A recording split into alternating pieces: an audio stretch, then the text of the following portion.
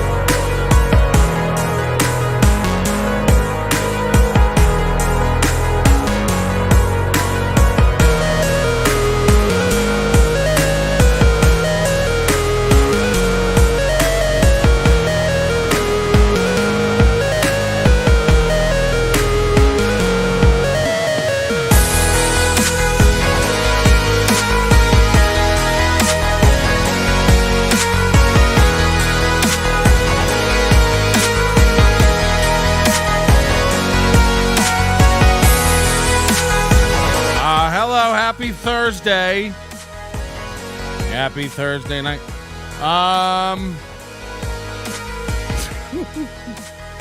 Hi, welcome to the show.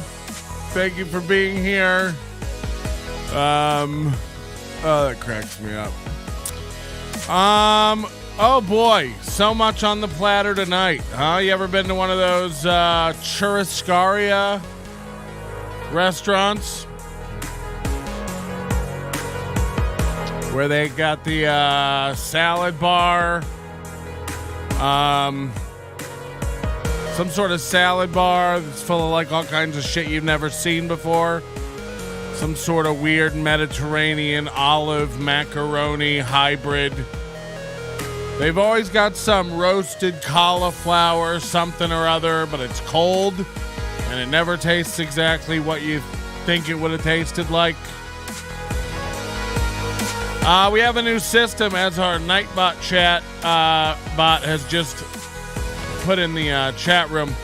Head over to nobodylikesonions.com/tips if you want to do tips for the show. Fuck YouTube and their super chats. Head over to nobodylikesonions.com/tips. And when you go over there and you tip that way, you get to type in a message. As long as you tip $1, you can send a message. I get it immediately. If you tip over $3.33, the number of our beast, the message will pop up on the screen. Please don't get me banned with some sort of hate speech. We're trying this for the first time tonight. I was going to make it $1, and I was like, you guys are idiots, and you'll just keep spamming my whole screen with garbage. So if you want to super chat, do it that way. That's what I say. Okay? Yay. We got a lot to talk about tonight. I'm going to talk about Edwin San Juan. I'm going to talk about Angie Krum.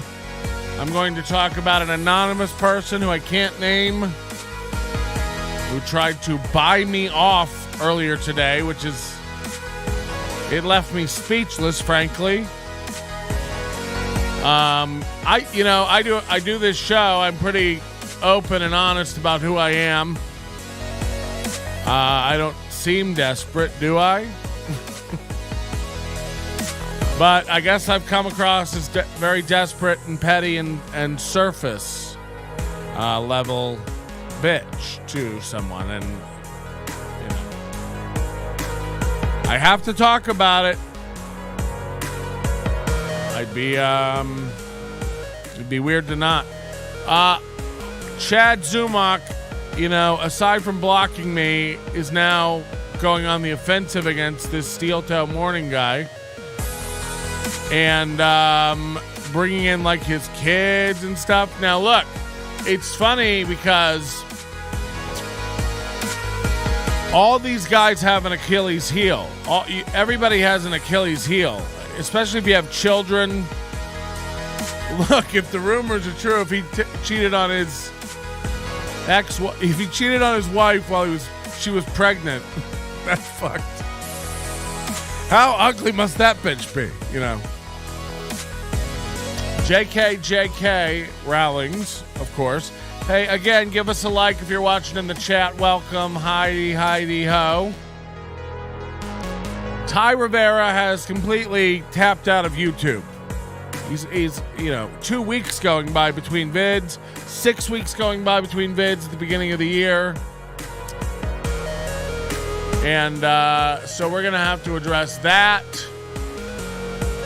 And another insane video by Chad Zumock that I found that I think we have to watch, because I do think Chad's found this guy's Achilles heel and he doesn't even know it. And I do think Chad, is so in his own head. I don't know if Chad was ever really funny. Now, I worked with him. I thought he was funny. But I think he's lost it. I think these guys get in his head and he doubts himself. And it can make him, it's like, again, when Steel Toe comes in his chat and brings people in his chat, what's going on? See, I can't even read it. Moody, we got to get this fixed. I need Moody's help with the CSS on that. It put it on the screen, but I couldn't tell what it said. Great. What a great system. I love new stuff. Here's what it said. Now,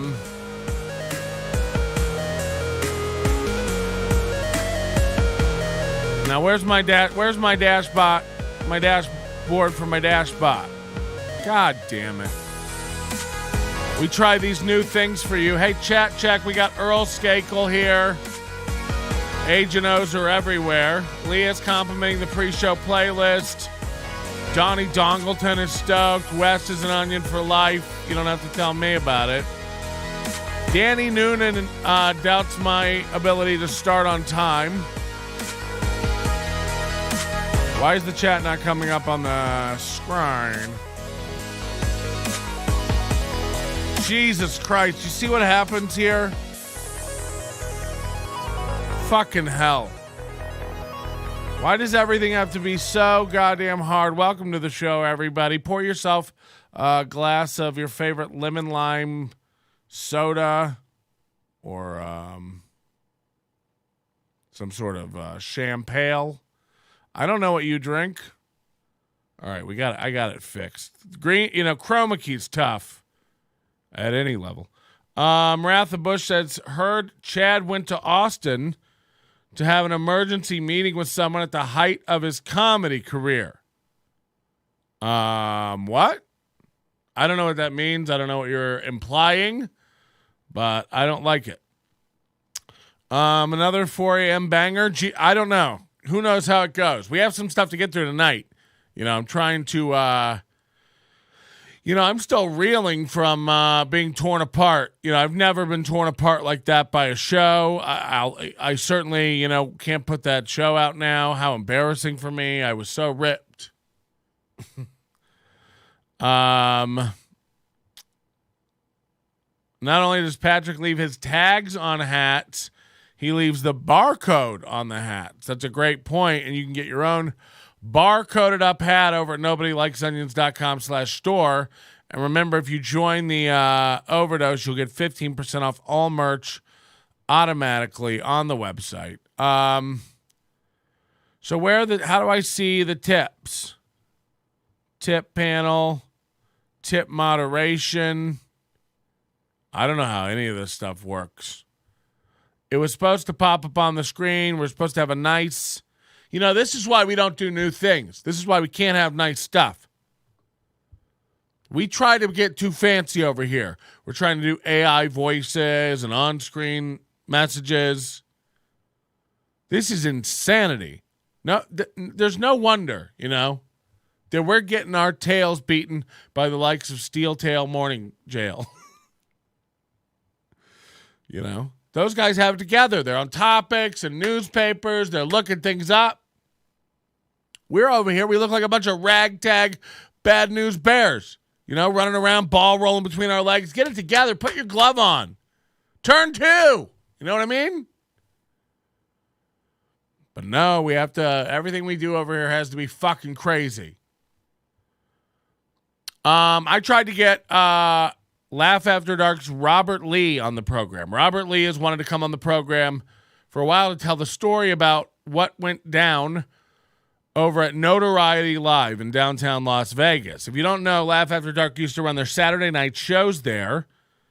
Every Saturday night, packed it out, filmed a season of TV that's available now on Amazon Prime and on their YouTube channel. Check them out, Laugh After Dark. But they had a falling out. Basically, they wanted to film comedian Trix's special there, and they wanted to continue serving drinks and clanking around behind the bar during the filming of the special. And they were like, we need, 45 to 60 minutes of nobody walking around through shots and nobody getting up and getting down and close the bar.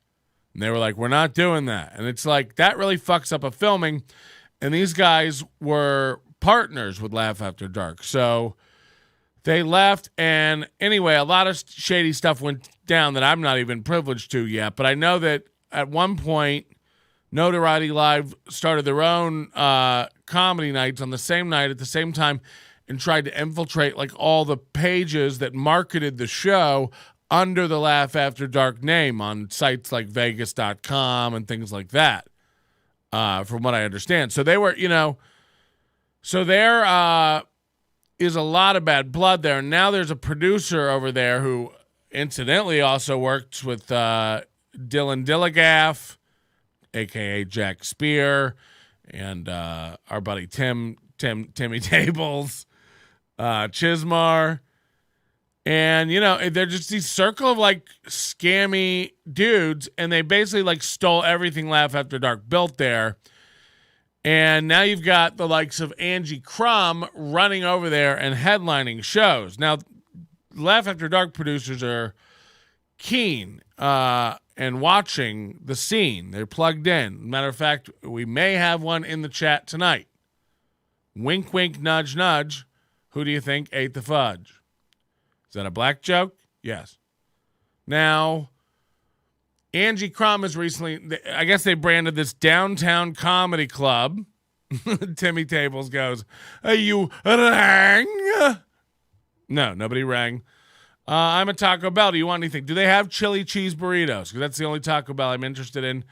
How old will your children be when you tell them the tale of how their father bullied a mentally ill queen into moving into the desert? Which queen? Which queen did I bully into moving into the desert? Yeah, I don't know how to see the message. I apologize. He spent $4.71 Canadian on that message. You know what? I'll give you a moment left to say whatever you want, and I'll put it on the screen. You just tell me. Oh, Delilah's here. Hello. Darling. Patrick, what happened to the Laugh After Dark special taping? Is that what you put in the chat? Again. It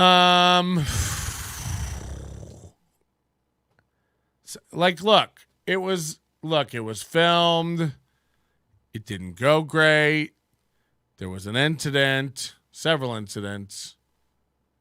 Well, depends how you look at it. But the point is, Jocelyn Sharp's special just came out on Laugh After Dark. They're doing Stoner Robs. Trix has one coming out. So go support those guys in their specials. I think Jocelyn was number 1 on iTunes for a day or two, so that's fucking cool. And I think she's selling vinyl albums. God knows why. So head over and check out Jocelyn Sharp. She is very funny. She's one of my favorite people to have on the show over here. Also, support Kool-Aid. Go cheer him up. He's been, bumming around town, acting all sad. He needs to get his shit together. Everybody stop being sad about everything.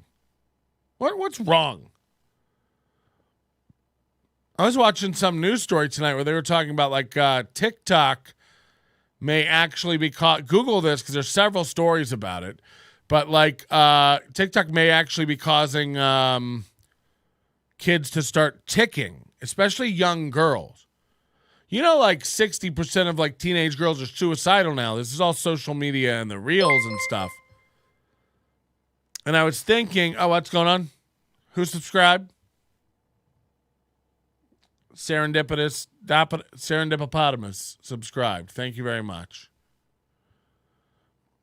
I don't know why things aren't popping up in the chat anymore. This used to be a nice area I could read. Now everything's so tiny. I've got to reevaluate my whole setup here. Maybe I don't have enough screens. I need to really be fried by blue light in here.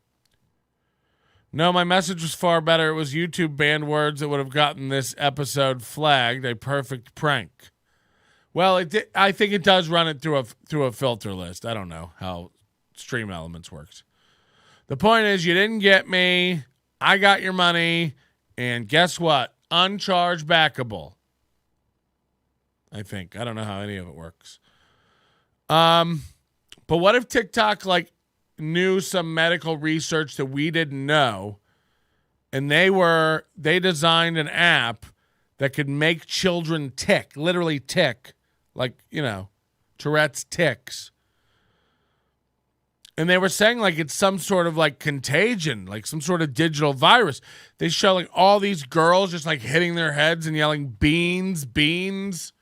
I don't know if there's a video of these girls doing this. I didn't plan to talk about this. It just popped in my head. But TikTok ticks beans. Yeah, let's look at this. It's not only strange, it's very worrying. The isolation and anxiety we endured because of COVID is having a lasting and unwanted effect on an increasing number of... Watch these dumb girls just hit their head and start screaming beans. It's so insane. Uncontrollably. Doctors don't understand why, but there's no doubt it's a very real mental health condition. And even more bizarrely, it seems popular TikTok videos are playing a role in it. For the young girls who are suffering, there's no filter, which is a way of warning you the language in this story is at times offensive. Yes. It hasn't been easy to be a teenager these past couple of it hasn't years. been easy. But for Metallica Torzillo, life has been especially hard. In 2020, right in the most difficult months of COVID, the 14-year-old began to experience extreme tics. Hi, how are you?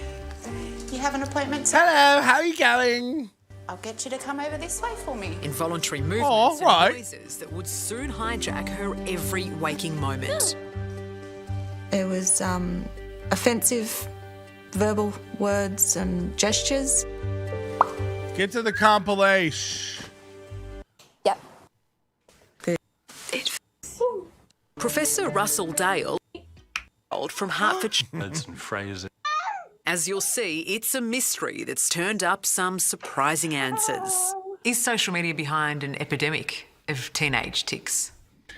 I think it lit the flame, perhaps. Just Why do I need to do it? Just clap the thing at the bottom. Yeah! He's like, oh my God, give it back before she breaks it.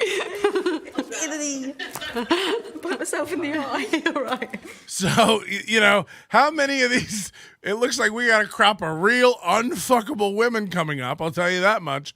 Jesus, the thing I was watching was way more of a compilation of it, and it had all these girls hitting their head, going beans, beans, beans. And it's yikes, dog. Let's just say, if you want to be the ultimate conspiracy theorist, let's just say that the Chinese developed some digital virus weapon. Because here's how you know it's not good. Here's how you know it's not good. They don't allow their constituents to get onto our TikTok. Their TikTok is a completely separate thing with completely different content. They don't allow any gay, trans, mental health stuff on there at all. They also limit the time children are allowed to play video games, be online, stare at a computer, all this kind of stuff. They're building, genetically modified super soldiers, and meanwhile, we're literally turning the armies gay.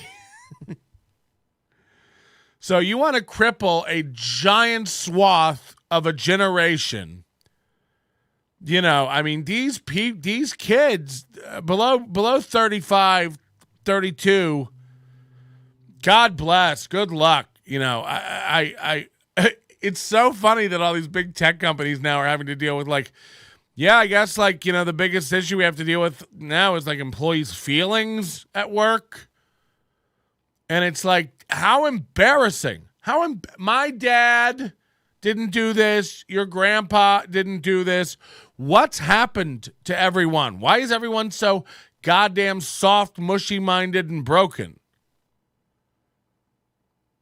It's very, very insane. It's very, very worrying.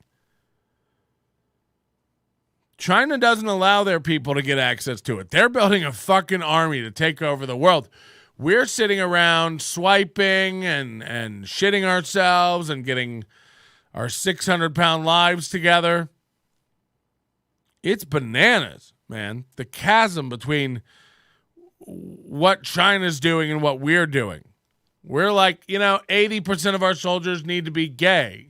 It's like, okay, I don't want to be in that unit. Why, Patrick? You're saying gays can't fight? And I'd be like, you know, statistically, I'm going to go with the straights. I want to be in the straights unit. Who better to watch your ass than your boyfriend, gay army advo here? I don't know what any of that means. The teenage girl is unfuckable. Yeah. She's teen. Too much mom, not enough dad. Generations of weekend dads and weekday moms. It's too much estrogen. Yeah, but also, like, all the dudes are, like, you know, running around with diaper bags acting like moms. You know, every dad I know is just as much as a pussy as the woman. You know what I mean? And by the way, I'm not saying that as a pejorative, and I'm not trying to be insulting. What I'm saying is, you're supposed to have a mom who's soft, and you're supposed to have a dad who's a little tougher and less worrisome, less emotionally based. And I'm aware that you can switch those roles or, you know, have any variation of a gradient between the two. You don't think Chinese teenage girls are shouting rice at each other? This is a racist thought. Yeah, maybe. I don't know. But, you know, it's not good. All the, you know, the suicide rate amongst teens is at an all-time high, and everybody's like, well, suicide rate amongst trans teens is at an all-time high. It's like, well, teens, all teens. The teens are broken. Young kids are broken. These are soft idiots who have never been, like, graded fairly in school. They've never been treated fairly academically. They've never been involved in any sort of a meritocracy on any level. So they don't understand what the real world is like. And at some point, the real world was morphing around their soft world.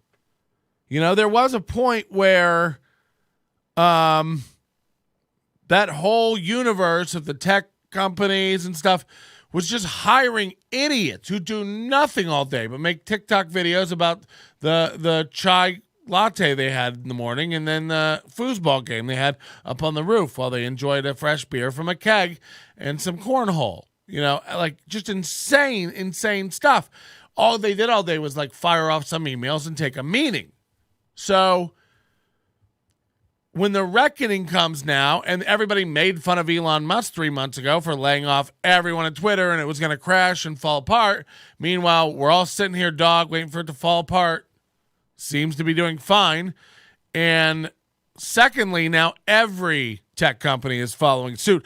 Facebook is about to go through its second round of 10,000 layoffs, I think. Like, so everyone's realizing they've hired a bunch of ineffective, non-time management people, and they need to shed them rapidly. You know, everything's great when investor money is flowing in, the stock price is going up, and there's unlimited jelly belly jelly beans in a jar up at the receptionist desks. Shout out to Pam. But When the stock goes rock bottom, when Zuckerberg's wasted billions and billions and billions on a mask you strap to your face to pretend like you're in another world, when everyone already has one of those, it's called a phone. There are certain technologies we as a society are not in a rush to be lemmings and rush towards the cliff to. So you saw this happen with 3D televisions. Chris Porter went out and bought a 3D TV, and I tried to tell him 10 years ago, like, don't buy a 3D TV. He got one of the LG ones where you have to have the glasses that you charge up. So now everyone that comes over to your house has to, like, strap on a pair of glasses to watch a 3D movie. How are 3D movies doing? The annoying option, you'd always go to the theater and try to watch it with the glasses they give you. The real 3D ones, and they would be scratched up from being recycled and reused and thrown in that bin, and everybody's earwax is just scraping across the lens of your pair, and they say that they're sanitized and stuff, but they're never sanitized. They're never sanitized. So now they're all foggy and not clear. It's shitty to look at. You get one, and then you have to go in and watch the movie, and it's never calibrated correctly. They don't have it dialed in, because it needs at least 2 projectors to get the image on the screen correctly. It's garbage. It's garbage. Everybody get your life together. That's what I'm trying to say. None of the kids who Patrick beats the shit out of in his Section 8 housing are man enough to step to him. Yeah, you're goddamn right. I pick them up by their legs and shake the Adderall out of their pockets. They don't fuck with me. We're moving further on Maslow's hierarchy of needs, for sure. For sure. All right. So anyway, Angie Krum is now working now Angie Krum, I don't know if she's ever done a Laugh After Dark spot, but she for sure has done the Laugh After Dark podcast, Do Tell, with Charlie Wilson. And now she's headlining Notoriety Live, the Downtown Comedy Club, for 3 nights. So do you think the Laugh After Dark producers are not going to see this?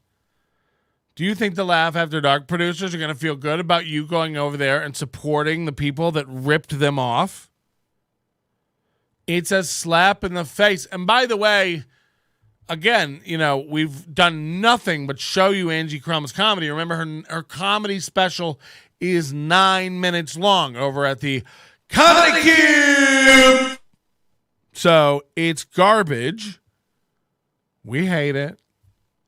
And they're headlining her. Headlining her.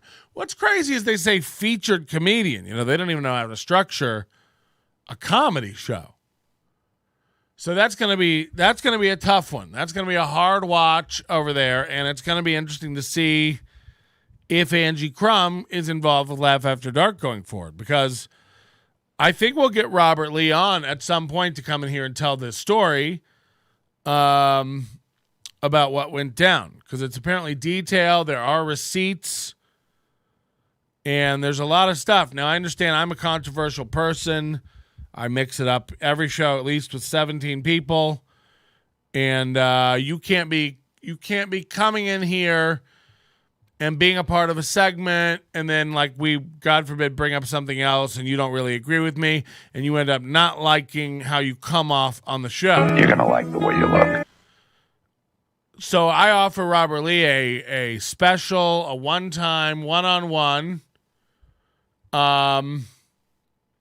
and we'll sit down, we'll discuss just your situation. You show us what you got, walk us through it, and let's get it going. Roger says, why do her boobs look so low on the poster? I said I thought she was pregnant. I mean, she's 46, right? I don't know how old. She's old. Tim says, oh, shit, Angie's first night is tonight. That's true.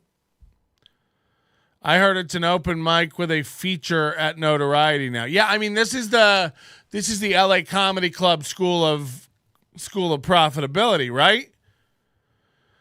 On any given night, you just have enough wall decks hanging around in the back to grab one and throw them up. and it's not like they're bad, so whatever, and they don't have to be great. You're not paying them, and that's your excuse you get and use the entire time. So, all these clubs that are going this way and doing this, their reckoning will come. 3 different headliners sent me emails this week that they received from a man named Gary over at Jimmy Kimmel's Comedy Club. I posted a screenshot, or I posted the exact text from it. And basically what it said, and you can bet on this, I'm not going to show you the receipts because the emails are different, and he might be doing that Elon Musk fingerprinting trap where he types every email a little bit different and tries to catch out who's doing it. So I've taken the necessary precautions to hide the identity of the people who send me, but rest assured they all have late nights coming up at Jimmy Kimmel's Saturday night, 11 p.m. late shows. And he sent them a thing and said, guys, can you send me? So it sounds like what they do is they pick one guy they know is a decent comic who's got some coming up. Like Adam Dominguez, Big Irish J. They got Penny Prince is doing one. So they pick a guy like that, and then those guys get to pick comedians to be on their show. 4 or 5 comics they want to put on the lineup. Adam Dominguez chose to use his opportunity to put up other comics who might be able to help him out rather than comics who would definitely deliver a banger show. So it'll be interesting to see going forward what happens, because Gary sends out this email to, I would assume, all the headliners. I don't know. All of them didn't contact me. But saying, can you send me the names and video of comedians you're putting on your show? I need to send those to the management because we've had some problems in the past few weeks with really bad open mic level comics being not ready for the stage at all, or any professional stage, coming on the show and really bombing in front of the audiences. So while this, I will commend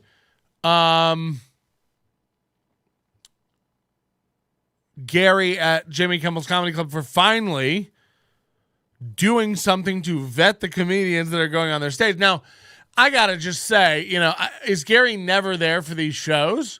Because how's it going, dog? No, I got to tell you, the night I was there, nobody was paying attention to the show. That show was shit from beginning to end, from the announcements to the intro to the music to the energy. The whole vibe was bad. So I don't know if anybody who really knows about an entertainment venue is even there paying attention. I don't know Gary or his background. Maybe I'm wrong. So, whatever. I'll apologize and eat crow if I am. The point is, the night I was there, nobody seemed to give a fuck. So while I will commend you for finally stepping up and going, we're going to start vetting comics, I don't have much trust in your vetting process or knowledge of comedy and shows based on just what I've seen. And second of all, what a way to admit that you have never, ever vetted the comics that have gone up for late night. You just take people's word for it. This is the conflict of interest you have with all these little junior mafia producers running around booking shows. It's all handshake deals. The only way, Will Hunsinger's getting on shows because he's booking shows. Adam Dominguez booking shows. By the way, is Adam Dominguez distancing himself from Ian Ranier's programs? The Patrick Chewing Out Adam episode is one of my faves. Highly recommend.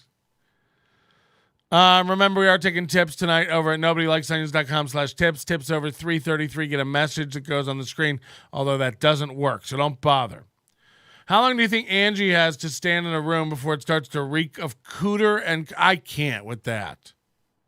This is rude stuff. I heard it's an open mic with a feature at Notoriety. That's crazy. That's crazy. And I was, somebody said, I don't know how to even tell this story. Let's just say a mutual friend between myself and Butch Bradley and the LA comedy people told me that, you know, Matt and Joaquin would probably work with you and do some stuff with you if you would just shut your mouth about Butch Bradley. You know, like, don't you want to just, like, let it go? And it's like, this has been 8 years. I've let it go. Like, I'm not losing any sleep over this or anything. People are saying, just say Alex.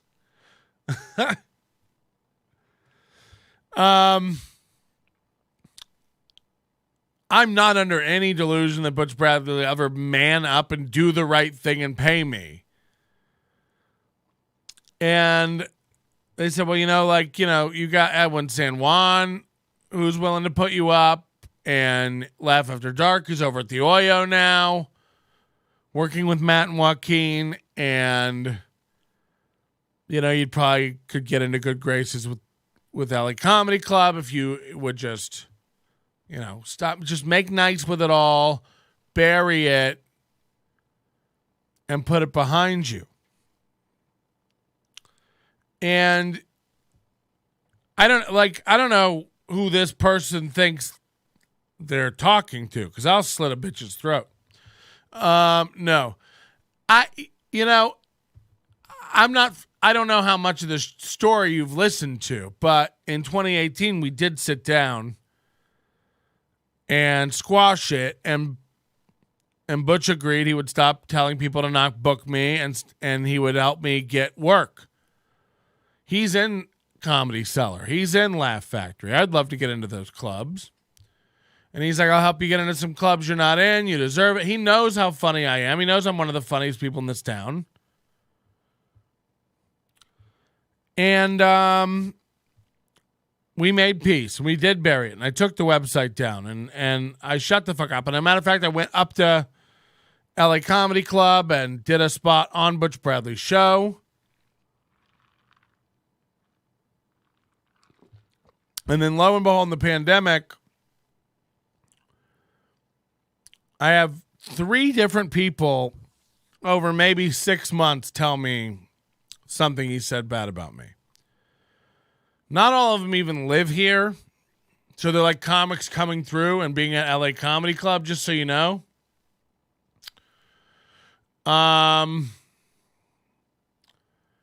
I have a note. Penny Princess, I have a Notoriety headlining gig coming up. Don't know about the theater business, but all respect to Laugh After Dark, though. Look, they don't expect everybody to know their business. But from what I understand, the guy booking that up there, what's his name? The Isaac Israel, Phil Pareto or whatever. I'm so confused on. Because one of those guys goes by 2 names, or is that the same guy?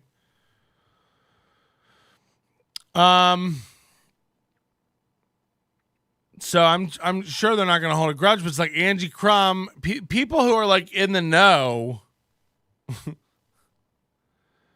It's a little bit of a slap in the face to Laugh After Dark. But whatever.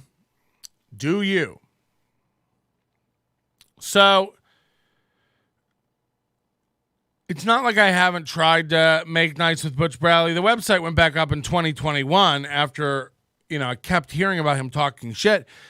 And, at that point, if you're not going to make good on the, 3 years have gone by, you haven't made good on getting me into any of the clubs you said you would get me into. And you're going to talk shit about me. And, to the point where, when I try to get people to come on the show, Butch Bradley told me that. It's like, wow. Wow.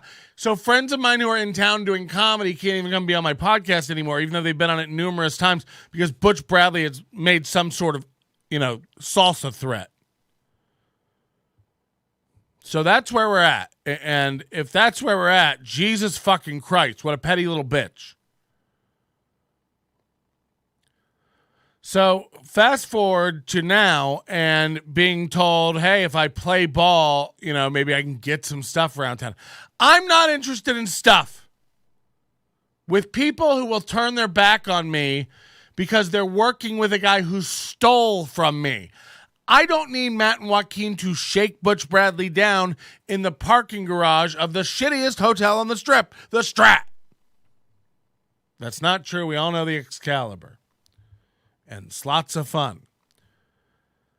The point is, I don't need Matt and Joaquin to stand up for me and tell Butch he's got to pay me. But when I've headlined for you for 10 years and you just stop headlining me, what the fuck, man? And by the way, I stood by you when you took 2 to 3 months to pay me sometimes poorly for headlining gigs. While other comics like Bert Kreischer were running around trashing your club,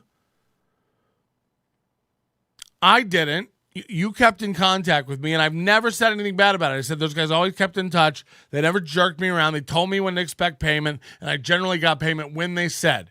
It took a long time, but I got it. So I've been on your side. I've had your back in the little battles you've had around town. And I've been with you to, 9 venues around this town working for you, including at the Strat. So, it would just be nice if you took a neutral stance and didn't get involved. But you don't have my back. You don't. And I understand that Matt thinks I'm a liability or I'm a loose cannon or whatever because I have a show where I tell the truth and I'm honest. But I don't think that's fucking unreasonable. If you don't want to be called out for acting like a piece of shit, don't act like a piece of shit. By the way, the man and the balls on Butch, if he just manned up and was like, I was going through a rough time, man. I was fucked up. It was fucked up to take it out on you. You did a lot of mean shit to me that I don't think was right, but it wasn't right as me as a comic and a club owner to not pay a headlining comedian for a week of work. And then in its stead proceed to spread shit about that comic. So what a world where I'm asked to stand down, to play ball, to get along with Matt and Joaquin at LA Comedy Club, to just go, because Butch is their guy. He's their guy. There will come a day when the great oak tree that is Butch Bradley gets chopped down in this town. I don't give a fuck. I don't wish the guy anything bad. I'm not a giant piece of shit. And again, I'm not one of these guys who will run around saying someone's not funny because I don't get along. Butch is very funny, man. He's just acting like a human piece of shit right now. So then this person offered to pay me the money that Butch Bradley owes me.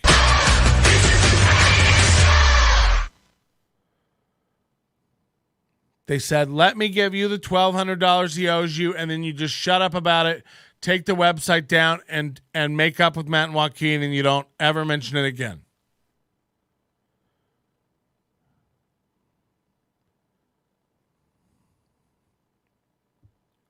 The sad thing is Butch has fucked over friends of mine in this town in the past few years with insane lies, theft, and probably worse.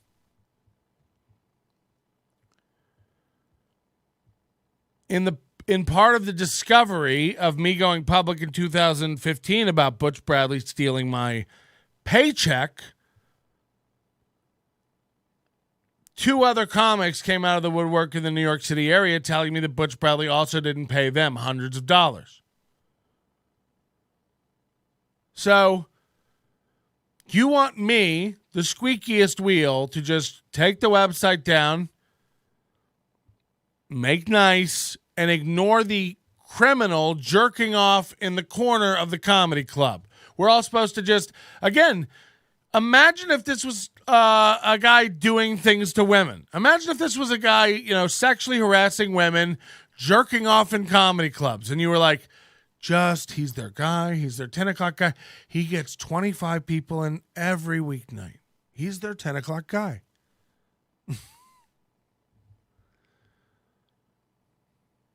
I can't do that. He's fucking over comedians. And just because I'm not one anymore doesn't mean that I'm okay with it. It's not right. Edwin San Juan was in here and said Butch Bradley stole his girlfriend in L.A. Where does it stop? Why do I have to shut up, pay hush money, and play ball with guys who fucking hate me? They hate me because they won't stick up for me. They want to claim they don't want to get involved with drama. They've gotten involved with drama. They choose Butch Bradley, and they'd rather me just shut up about him stealing my shit and play ball. Now, there are a million comics in this fucking community that will suck Butch Bradley's dick off, including Spiro and Stoner Rob. Spiro's running around, running his goddamn mouth about me. Doesn't know me at all. It's like Corey Adam yesterday, just like how he'd constantly talk about how we met one time, but he knew my entire career and how my website works. It's like, oh, all right. Ask me what I know about Corey's world. Phil Pareto, same guy as Isaac Israel. He burned his name, so he's Isaac Israel now. Phil Pareto is Isaac Israel, same guy that produced Dilligaff's podcast for 2 years and the drive-in comedy special. Garbage product. Oh, Edwin San Juan's here. Shout-outs. We got your girl, dog. Patrick doesn't play with balls. He also opened a Mexican restaurant in California that failed too. He had Tickle Me Comedy Club too. He's always twisting into something new. Hello, Tim. Hello. Dave Stevens, Dylan Dilligaff, Grifters. This whole town is go along to get along. Yeah. I'm trying to shake it up, man. I'm trying to shake it up. So if I have to take myself out of it in the process, I don't give a fuck. I'm not going to be honest. I'd love $1,200.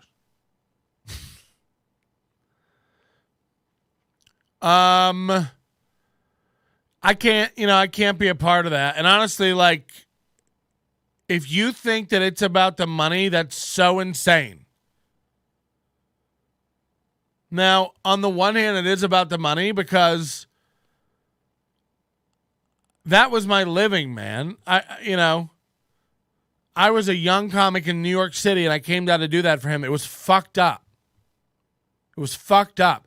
He asked me to come an extra day to do an extra show, and I didn't get paid for any of it. In what world do I have to shut up and just fucking play ball? To go work at LA Comedy Club, by the way? I'm not interested.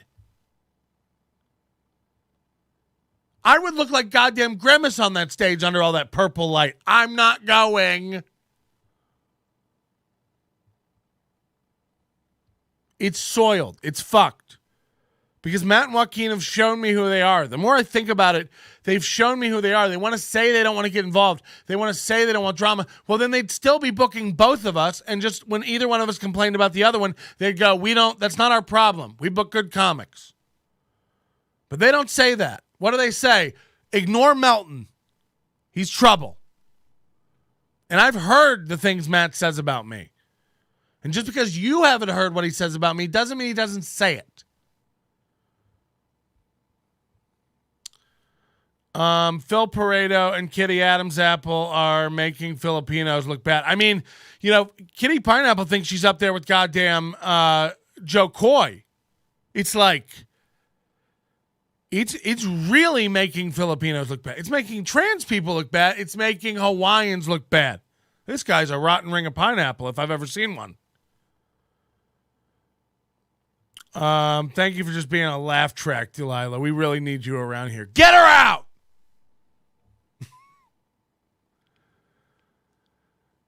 And Susan Jones said something the other day that resonated recently when I was watching the Edwin San Juan podcast. Check it out on your local barbecue restaurant's kitchen radio station. Edwin San Juan has a podcast that he does with two vagabonds named Mike Krasner and Sean Reddy. I've met Sean a couple times. It's been a while now. And Krasner is a very nice boy who always has a lighter in his pocket.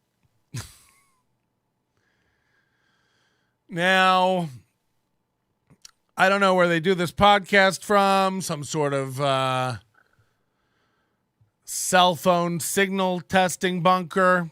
What the fuck?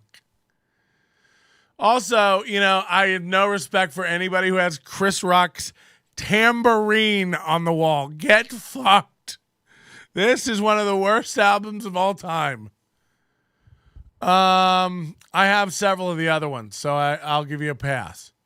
But Chris Rock's tambourine can come down anytime.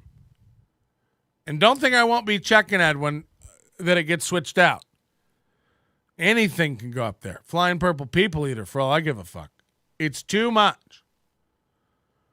Reddy looks like a shampoo commercial. Skip the conditioner once in a while. How are these Vegas comedy clubs? How full are these Vegas comedy clubs each night? Is Vegas that packed with tourists? Look, I've heard various reports, but from what I hear, the Butch Bradley 10 p.m.s during the week are pretty light. Edwin can tell us how his place is. Be honest. How is it during the week? CF, you gonna let him clown you like that, Krasner? Oh, hold on. Is CF Krasner?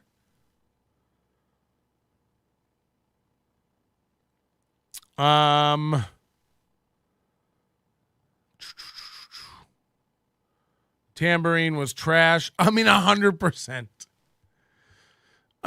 Okay, so they did this little pre-show, which I think is very cute. Krasner and Reddy. They have tables set up like it's some sort of flea market, and they're selling 3D printed Star Wars figurines they make in their garage.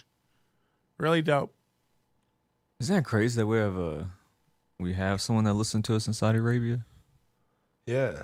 It's fucking wild, right? What's her name? I remember when you used to check your stats and see who was listening in what countries. Did you know we have someone who listens in Burma, dog? That's dope. I wonder what her name is. I don't know. I think it was that Muslim couple that I pissed off at the show. They're just checking back on me, bro. I hope so. Oh, shit. Krasner yawns this whole show. Everyone's going to be so mean this episode. It's going to be great, Oh, bro. my God. He's going to fucking... See, Tim Chismar goes, I was at LA Comedy Club 8 p.m. weekday for my buddy Kayvon. It was packed. I think they're just always pushing to whoever's in the casino strat. Yeah, but the 8 p.m. is way different than the 10 p.m. and the 6 p.m. So that's why I said 10 p.m. late shows. Okay? Keep up, Tim. I don't want to have to come over there and clean your room. Edwin San Juan says that Tambourine album was a gift from Krasner. Kick him off the show. He's gone. He's gone. What is he doing for you? You guys are sitting at 150 views. Let me get over there and shake some shit up. When am I getting invited on the show? That's what I say. Let me come in there and yawn. What are you guys doing is this in the morning? What else is up there? I see a Steve Martin. I hope he goes on the complete thing that he was doing in the car, dog. It was so dope. I hope he goes on the complete thing he was doing in the car. It was so dope. Are you chauffeuring Edwin San Juan around, Sean? Jesus Christ. Edwin San Juan is a fucking bully. He might be worse than Butch Bradley, I say.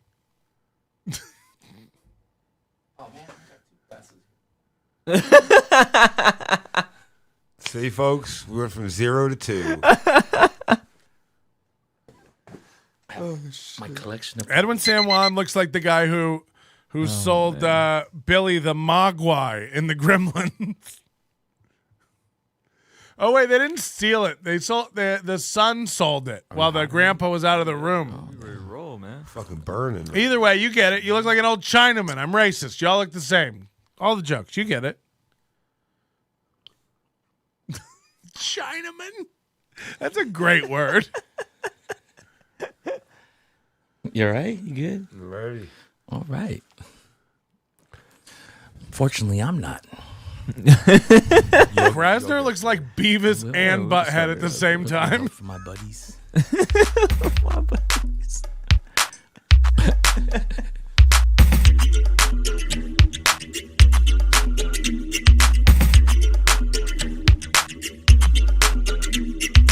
Look at this intro. What the fuck? Welcome back to another episode of the ESJ podcast. I'm Edwin San Juan, producer of the show over there, Sean Reddy. Yo. How you doing today? Good, man. Thank you. How are you, Doug? I'm doing a lot better than Krasner. Oh, yeah? Yeah. How you doing, Kras? You good? I'm doing a lot worse than Sean. Mike Krasner. Love having you guys. Love being here. Thanks, you guys, for tuning in to us on Spotify and YouTube and all that other good stuff. I just want to clear the air this episode. I want to... It's week 10 all over again. Having flashbacks. Vietnam! You guys come together to do this 39-minute show with a 4-minute preamble? Are you all high? You know, like when we first started doing the podcast, we would always mention that I'm at the V Theater and, 7 days a week. We don't really say anything like that anymore. I mean, it's just, I guess people know that listen to us. But when we started talking about it, I just got to the point of like, I was getting bored over there, because I was missing the fact that it's not like a real comedy club, Okay. As Krasner yawns again. He's like, Edwin, your life is so boring. Hey, where is this recorded at? Is this some sort of rental box? Be accurate when racist, Melton. Wait, is this another bad podcast of the week? Oh, fuck. I forgot to make this an official bad podcast of the week. Get ready for some good old-fashioned name calling. That was something that you said. I was just bullshitting. And you know this, man. It's time for the NLO Bad Podcast of the Week. Bad podcast of the week. Oh, God. Can we have that whole thing redone to be the Chad podcast of the week? Started to switch it up, It's natural. It's and a you guys know natural it. process. Right? With your help, you guys are picking some winners here, of bringing in comics that are, what I would say, new, maybe not so good, but because it all started with Walter, because he was one of those comedians that can crush and kill, or can just eat a dick on stage. So Must be confusing Waldeck with somebody else. bad. Yeah, it's either or. Yeah. But he's like, he's been more consistent, though. but he's so cool that he doesn't know if he's good or bad. He's just still who he is. It's called autistic. It's not cool. It's the same genetic deformity that makes Adam Dominguez think he's the tip of the tops all the time without trying. No, you're good when you try. You're bad when you drink confidence into your core. You just funnel it down to your center of your well-being. Yeah, it's autism though. But Krasner is like loves it. Krasner's been getting me on these things of having comics eat it and just really enjoying it. So like, dude, there's nothing better. When he said that, I started. Yeah, I missed that about the V Theater because like for up until now, 8 years into the All game, my responsibility. I wanted to have a good show. Under the Table's just back stock. Nice, tight show. It was just one comic that I trusted in myself, and you know what I mean. And it worked. The pattern of the show, but I'm just like bored over there. And then when Krasner said that, because like there were times where I have Joe Calise there, right, and then he would eat it sometimes because he's the same way. He's gonna beast it, which I would say 90% of the time, even higher. He always does well, but there's that time where you know there's certain comics that take that chance. And I liked it when I was watching. I was like, oh fuck. Adam's down to 6 roommates. He's doing better. And then leave Adam alone. I gotta go, whatever. So, but I missed that. I realized, and so we started going and venturing out and helping other comedians. Now, look, I'm a comedian's comedian. He's a player's coach. Because this is what Susan Jones was saying. Like, there's no real comedy mentors in Las Vegas. And like, let's not beat around the bush. Ty Rivera thought of himself as the preeminent, elder comedian in Las Vegas with all the knowledge and wisdom. Meanwhile, the whole time he was living with rats in his oven. That's not a casserole I'm interested in. Like, what the fuck? He's telling everybody he charges extra because he's that good. Meanwhile, like, this guy can't get anything going. And when you look at the Las Vegas scene, you just have pockets of lost children partying and forming social groups. And while there's nothing wrong with that, there's nothing wrong with everybody from Lex Las Vegas to Skippy Sprinkles to Casper to David Hollywood Hewlett to Sean Fitzsimmons and all these guys running around in their own little cliques and scenes. Champagnes at midnight every Tuesday. It's a place where Bruce Leonard can really be a guy. But like when they like go out into the world, it's like when your teacher leaves school and you run into them in a grocery store and they try to tell you they're the president. It's like, bitch, you teach. It's like, I see what you do all day, every day. It's right next to a wing fryer.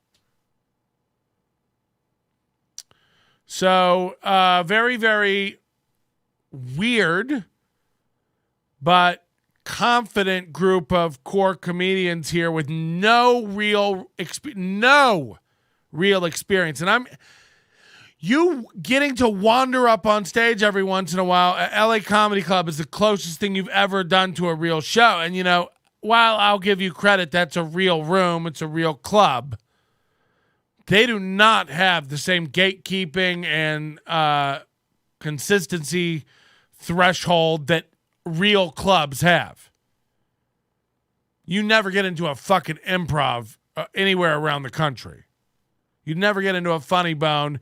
You'd never get into a Premier A independent club like Comedy Works. So you run around and do all the little desert pop-up events you want to do and run around from seedy bar to seedy bar, getting on stage anywhere from 11:19 p.m. to 2:04 a.m. and drinking yourself silly every night while you deliver packages as an Amazon Flex driver and wag your finger at the world telling them how it all works. It's like, we know better. We know better. Experienced comics who have lived in this, worked at this, made a living at this, we know better. I know that the younger comics are impressed at Adam Dominguez running around the goddamn country. I know what he's making, and I hurt for the boy. So while it is very cool, and he's at a stage of his career where he should be doing that, and it is awesome. Look, Adam's a good dude, and Adam's a funny dude. And I bust his balls a lot. But Adam is probably Adam's worst enemy, and that's odd because he's a super nice guy. Is the Dirty an A club? No, the Dirty is not a club. It is one of, if not the best shows in town. So, the yawn count is good. Is that every episode? I don't know. This was my first episode watching, but I'll be watching every week now. So, if that Tambourine album's still up, I'm turning it off immediately, and that's going to ruin your analytics.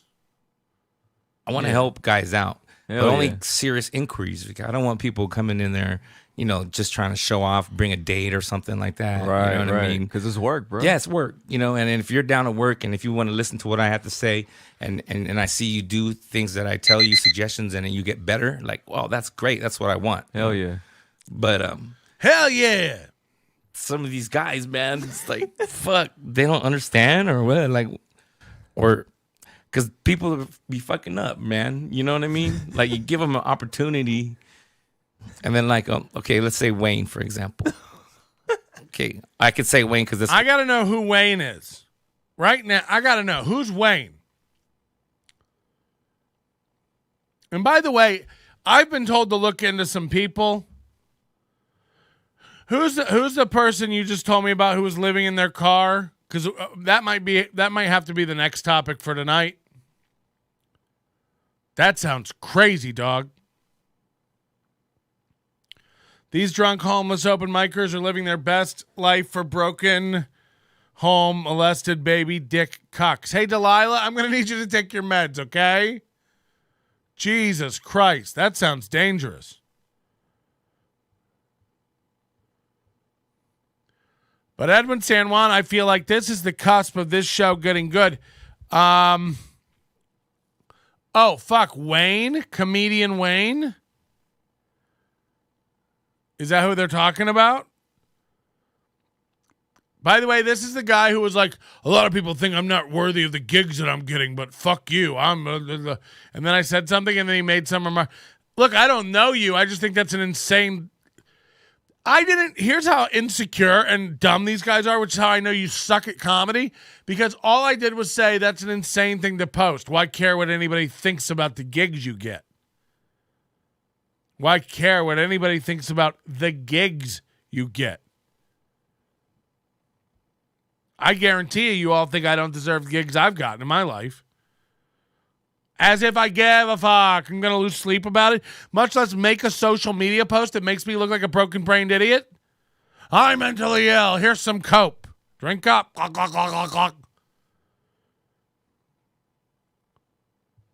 No, I don't think so. So I didn't make a quality judgment on your comedy. I said you posting, some of you don't think that I deserve the gigs I get. Well, I don't care what you think. It's a good post, idiot. Good post. I already know you're a fucking hamburger helper-headed dope. But apparently you tricked Edwin San Juan into getting some stage time. And now what? Now he's reviewing. Is this how it's all supposed to go, by the way? Pound your chest and then pretend to be better than you are. That way when you get the opportunity, Edwin San Juan goes, oof, that guy wasn't ready. And how long do you think it'll be before he gives you another chance, you fucking sack of shit? Like, I can't, imagine if you are shitty and he gives you a chance, like, it's going to be a while, dog. Like, really not his name. It's Ronald or what is it? You just said both. Rodney. Like, he's not going to know. Let him know. Tag him. Send him the timestamp for this program. We are at 1 hour, 9 minutes on the old broadcast. And I know your timer will say we've been going longer, but trust me, I know what it will be when it gets edited. Randomly found this stream and would love some context. You know what? We don't really give context around here, okay? How do you solve a problem like Marie? Kick her out of the chat room. That's what we do. We indoctrinate people by seeing if you have what it takes to just fucking hang out long enough to figure it out. This isn't for everybody. I'm gonna level with you, Cherry. But if you are a, high functioning individual who's able to focus and you're not an ADHD, if you can't find yourself focusing on anything long term and have a problem with a crazy man who goes on insane tangents, and infuses his body with all sorts of contaminants, if you have a problem with that, I can recommend a show that has more cool stuff that you should check out. It's called the Steel Goo Morning Zoo. Steel Toe Morning Show. They're great.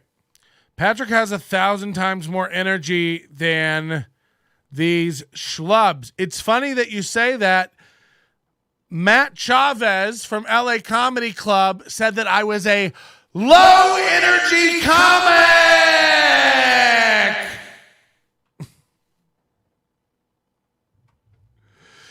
Okay. I'm not a comic, so die. I'm a comic like you're a fucking club owner.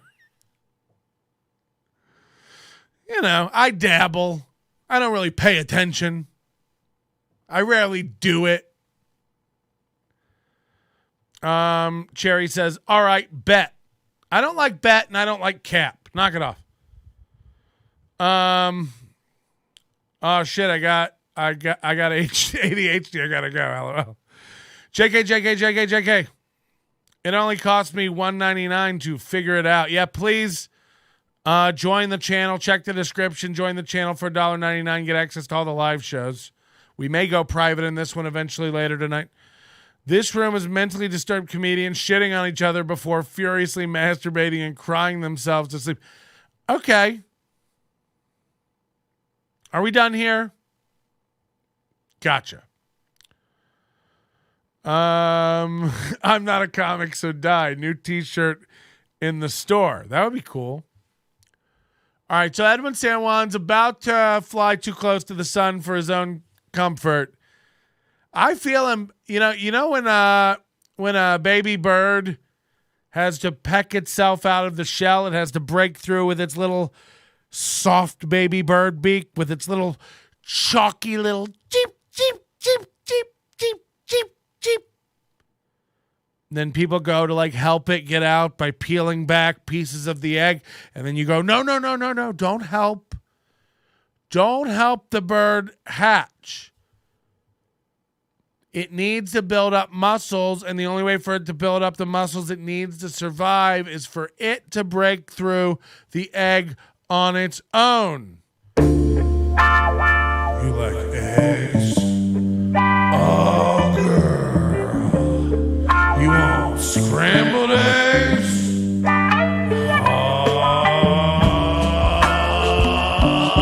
Oh, shit.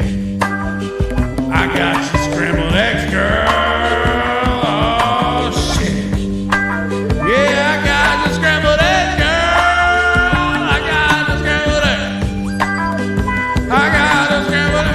Anyway, when a bird needs to hatch, you can't help it. And I feel like Edwin San Juan is pecking holes in the egg and building up his strength. And soon enough, he is going to be screaming at open micers in this town. And I can't wait. Join the club, Edwin. It feels so good. Let it all out.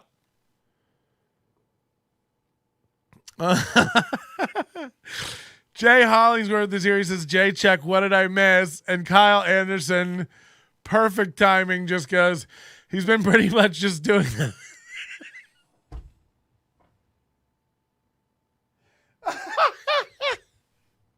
He's pretty much just doing the bird song for an hour, Jay.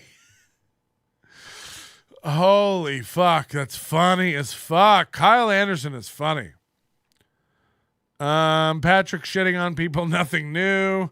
I'm loving the San Juan talking shit. I'm about to go back to the yellow side. Hey, boo. I mean, Delilah, you're one brownie away from a walker. You know what I mean? You're a weeble wobble shaped bitch.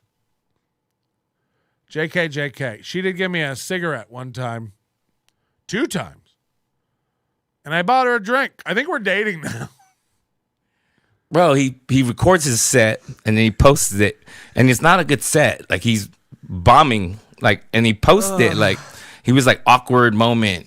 It was an awkward something, right? And then Sean sends it to me. Bro, this is repping.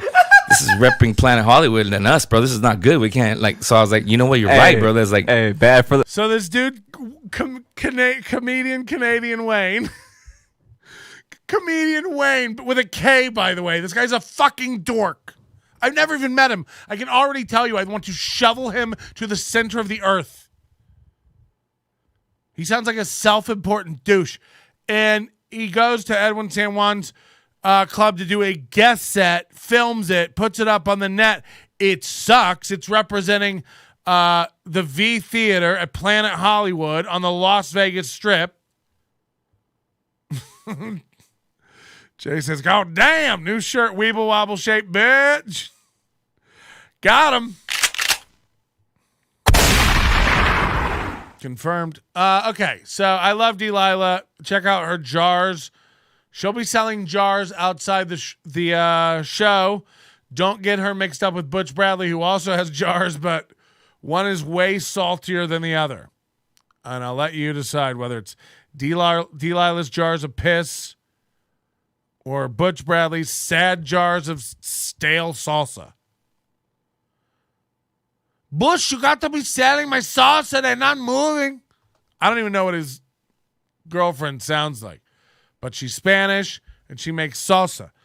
So in my head, she's like, Bush, why you not selling the salsa? Butch, why you not selling the salsa? Sell more salsa, be more funny. Sell more salsa, be more funny. Who's recommending Wayne? Krasner? No, yeah, that's a good point. Who recommended Wayne? Rodney. The brand, bro. yeah, right. So then I call him on it, right?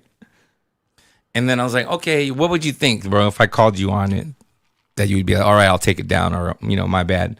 But he was like, oh, I thought it was a picture.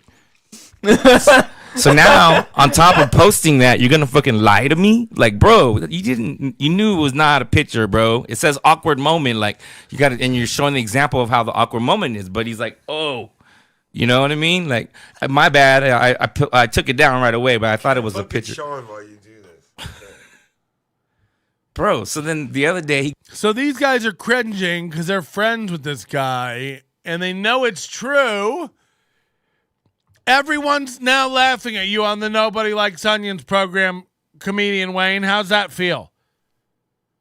Dozens of people are going to see what a fucking idiot you look like. Because you had to post your guest set. San Juan's trying to help you get better, and you're using it as promo for what? As it like, what ladder are you climbing in town, dog? Get fucking real. And you know it's real that you suck because these guys can't look. They're staring at the wall. Look at this shot. One's looking down. One's looking up at the wall in the other direction. They know you're a clown. They're laughing. It's crazy. If anyone I knew did this about my comedy, like, oh, God, I'd slisp all my risps. he goes and he has a decent set, bro. It was like, it was good. He did good. He did good, right? And he recorded it. So then after he's like, after his set, meanwhile, while Kraz is on stage, he's hitting me up, hey, bro, in the showroom, because I'm watching you. Because I go in the showroom on purpose, because after these comics go on stage, I don't want to be in the green room because they want to talk to me about their set. I don't want to hear about your set, bro. Like, If you want to stick around after the show, then I'll tell you about your set. So I'm in there watching you out of respect because I like. You gotta like get out, like get your head in the game and go over your shit. And he's like, "Yo, how do you think I did?" Yeah. Oh my God, it's the worst. That's another thing, but I'll get into that later. He comes up to me, and then now I'm watching you because I can't tell you guys, fuck, you guys don't watch me, and then I don't watch you guys. You know, and besides, Krasner, you've been on a tear lately. You've been ripping, and I have to watch you because you're fucking so good on my back. You got Your me pacing candy back bit, there, bro, is so fire, dog. It's just not the candy bit. It's like 2 or 3 new bits that are just on fire, and he's hitting them one after the other. Oh, I love it all, though. It's good, man. Thank you, gentlemen. For real, dog. So on the next episode of Cucking Out the Krasner. No, he's hitting me up. Hey, man, if I block off the Las Vegas logo, can I post the video? It's on there. like what? Can I green screen it? You should be like, no, but you can green screen it to the. That's cringe as fuck. So this guy Wayne has a bad set. Posts it to social media. Let's follow this correct. Has an awful set. Posts it to social media. It's a guest set, so it doesn't mean anything. He's trying to improve, and Edwin San Juan's trying to give him a chance and mentor him a little bit. He has a bad set. He posted to social media. Edwin San Juan reaches out and goes like, dude, this is representing the club. It's representing the casino. It's representing my show. Get that off of there. It's so bad. It's got the name of the show. So he takes it down and says, my bad. Days later, contacts him and says, hey, could I put it back up if I block out the name of the club? It's like, we're trying to tell you it's bad. If it was great, he'd want you to leave it up, comedian Wayne. Jesus Christ, dog. How desperate are you for a fucking tall screen vid?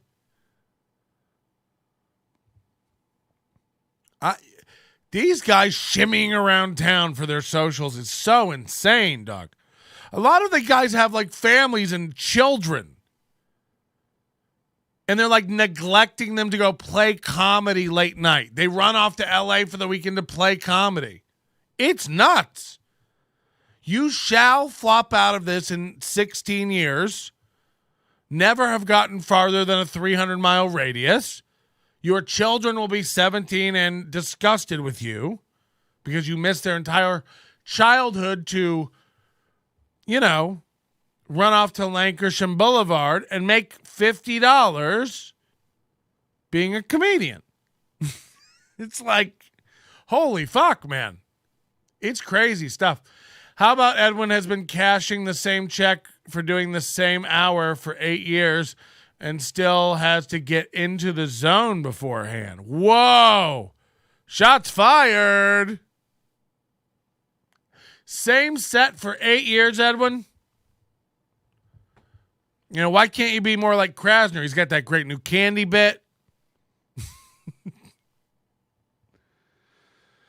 So CF, who's anonymous and has, let's be 100 here, been wrong about almost everything always in the Las Vegas comedy scene, has proven himself to be a baby shark.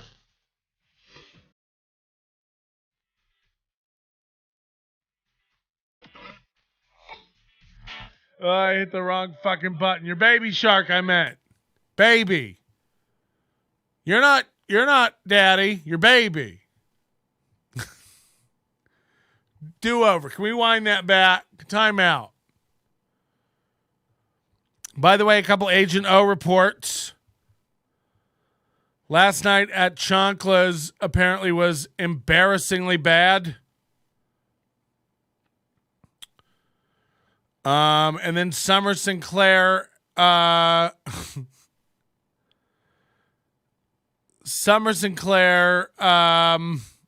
was at Wise Guys, and Sean Reddy had to go up after Summer Sinclair at Wise Guys. She got one good laugh. The rest of her set was weird chuckles from the audience, like they didn't know whether to laugh or cringe. Sean Reddy had to follow her for some reason. When Sean found out, he was like, shit. Wouldn't you want to follow Summer? I mean, Summer is a softball, right? It's like following Summer, I imagine, would be very fucking easy to do. At Wise Guys, too. Like, Wise Guys is a pretty cake club. They always have like a decent crowd in there, it seems like to me, like when I've been there. So I don't know. You tell me, dads. Chonkla's was improv night last night. Lex wanted me to go. I've never been there. Lex invited me to go. I've never been. Did you go? I hear it was hilarious. Edwin's about to go off. The improv. Edwin, stick up for yourself. Somebody said you have the same set for 8 years. You're going to let an anonymous guy in a chat room talk about you like that? Oh, shit. And I was like, in my mind, I was like, no, but I was like, can we talk about this after the show? And then he was like, oh, yeah, my bad. This is a few times I've had to tell him, let's talk about it after the show, So we get to after the show, and then I tell him, hey, bro, like, when I say don't post nothing from the V Theater, don't post nothing from the V Theater, So, he's like, okay, yeah, I won't. I go, so please just stop asking me. Krasner was right there, right?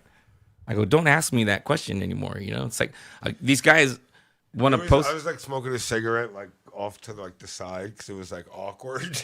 And I was like, oh my god, bro, his set was good, probably the best set he probably felt he had ever. That's why he wanted to post it. But I'm like, it was all right, but it wasn't. Comedian like, Wayne sucks. Anything like that, but like, get better, bro.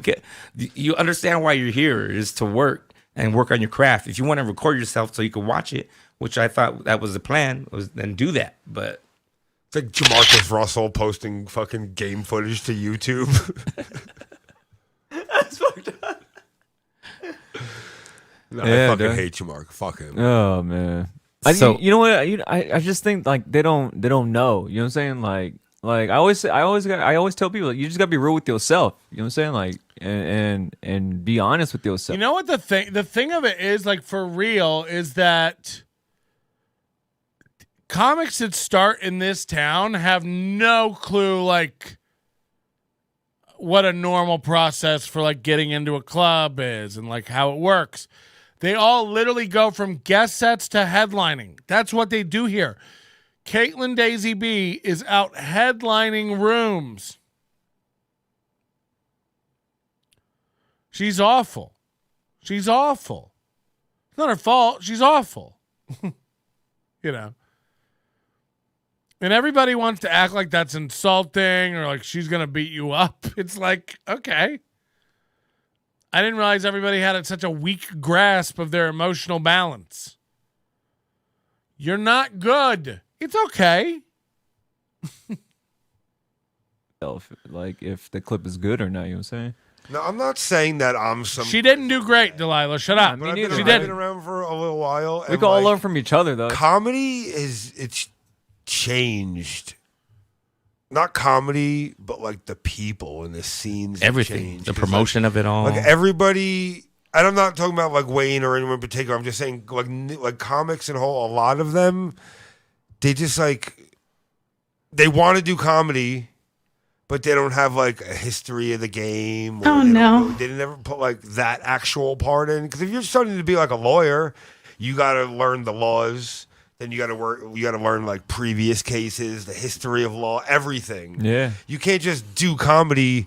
And when you're doing it like once or twice a week, treat it like it's like a social hangout, like just us, our friends, kicking it, doing fucking shitty shows. And I still do shitty shows sometimes too. Like people ask me up, like these independent shows, like, yo, can you take off a day at Vato, maybe do one of my shows or something? And like, yeah. I don't want to necessarily always do all of those shows, but like I like the people who book them.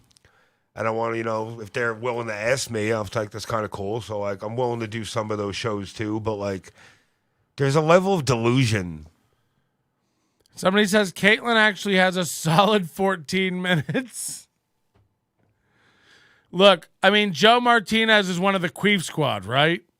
So you don't live in Vegas or know her at all. So I think that's bullshit. She's way better than Krum. Maybe. I'm telling you, every video I've seen is absolute garbage. It's garbage. It's not debatable. Like, it's not stand-up comedy. And if she was in a real club, she'd choke on her own lactation fluid, breast milk. Got him. So, yeah, I don't believe it. Sorry. Patrick's just a hater. People have where like people like 2 years in, they're already like on flyers headlining. Yeah. And like I just started headlining like within the last like year or two. And like, Are you talking about Tanner and stuff like that? No, I'm not talking about anyone in specific. Because he had a flyer that was out and his like all these shows that he was on. It was like, well, I'm just saying, bro. Like, no, I'm just saying, like, all these guys love to make little flyers with all their shows for the month on it. It's so funny. It's like Skippy Sprinkles. Like, this is where I'll be grinding. It's like, we know every open mic. We know. I don't even remember what I was saying. Because you'll do it every time. Well, you cut me off, so I'm cutting you off. Yeah, but what is this, revenge? Yeah. Because I'm fucking getting ready to nail into all these motherfuckers. I'm just saying, there seems to be like some sort of a disillusion, like a delusion where you want to be where this guy is, but this guy's years ahead of you. Right. So you shouldn't be. You're exactly where you need to be. Right. Don't put lipstick on a pig. Casper should be going up at open mics. That's where Casper belongs. Like, I don't know if it's an ego thing for me, but I want to take the worst one and fucking make them badass. Like she's all that. Yeah. You want to she's all that? Yeah, maybe. That's why I'm waiting for the bottom of the barrel. Like, you recommended me people. You recommended me people that, you know, like Waldeck, and then I got Jay Rivera came in kind of. Yeah, Angie Krum apparently headlined Henderson's show at Bonkers and walked the whole room. Oh, fuck. How did Caitlin Daisy B happen? We're pretending she's good. Why do people say this stuff? They're insane. And like, look, I like Delilah. What she thinks about comedy is irrelevant. You know, if I'm looking for a D cup or a jar of piss, I'll hit her up. Not because I think she's a D cup now, but she might have some bras from preschool that she's looking to get rid of. Tanner Tuttle, I heard, is hot shit. Tanner Tuttle. Darrin Chase does those flyers with dates either at open mics or his car. Fucking hell. We got to look into that guy. Through you a little bit, like, right.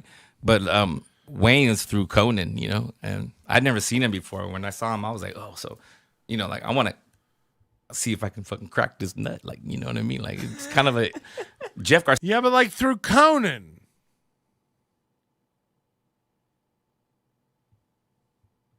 Put that in my head. I can make anybody funny. I'm fucking funny. You know, but if you've listened to the things I say and I give you some advice, you fucking come out like out of it nice, you know. But these guys don't know. They don't understand. Like you said, they're delusional. This is great. You know, like in the green room, the etiquette should be like, bro, give me my space. Leave me there. If you want to talk, like I give people guest spots and they leave after their set. Oh, my parking. I got to do park. All right. So to me, any advice I have is not worth it for you.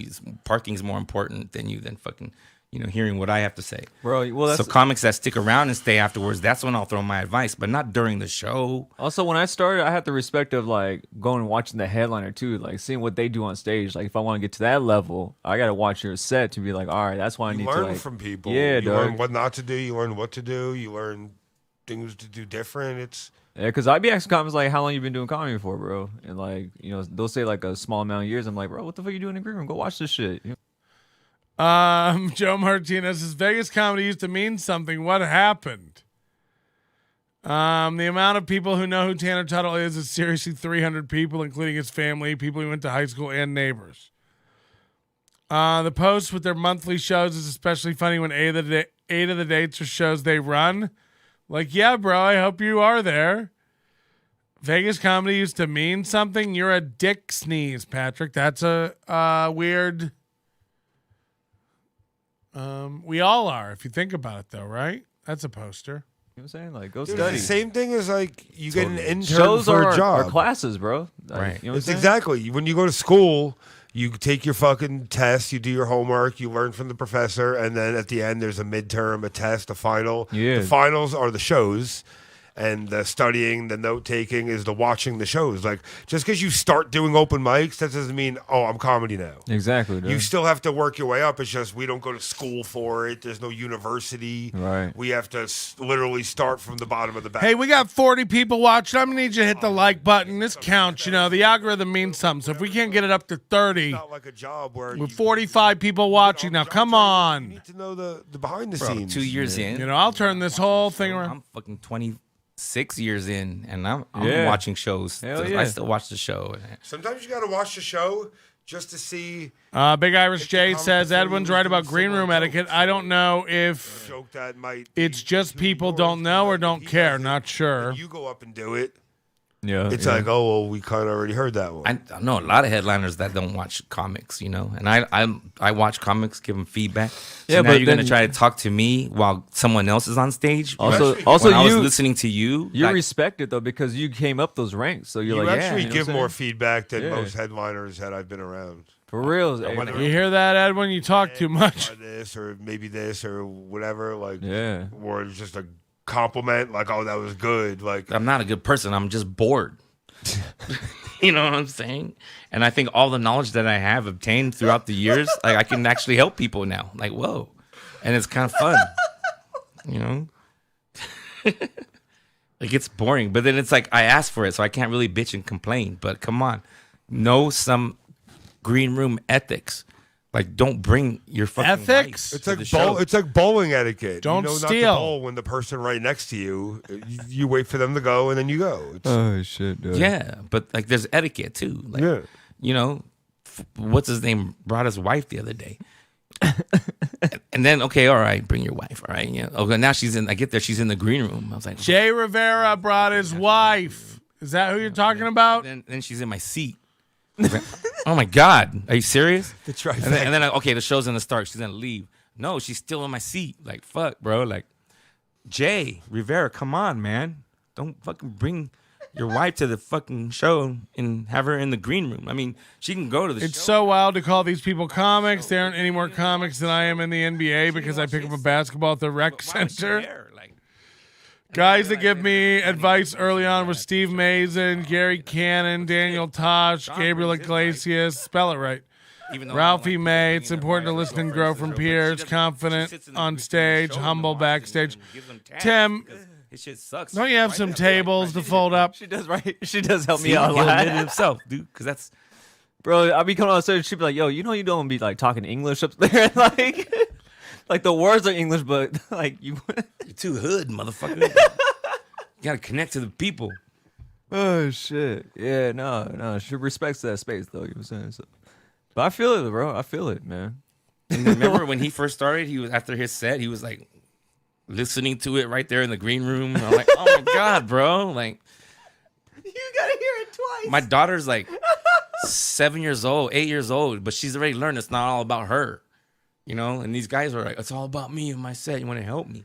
It just gets me like, how can you want to talk about your set right now when another comedian's on stage? When I listen to you, I mean, you're gonna prevent me from listening to him now. Like, That's just like, facts though. That's you know what I true. mean? This is why you can't not like Timmy Tables.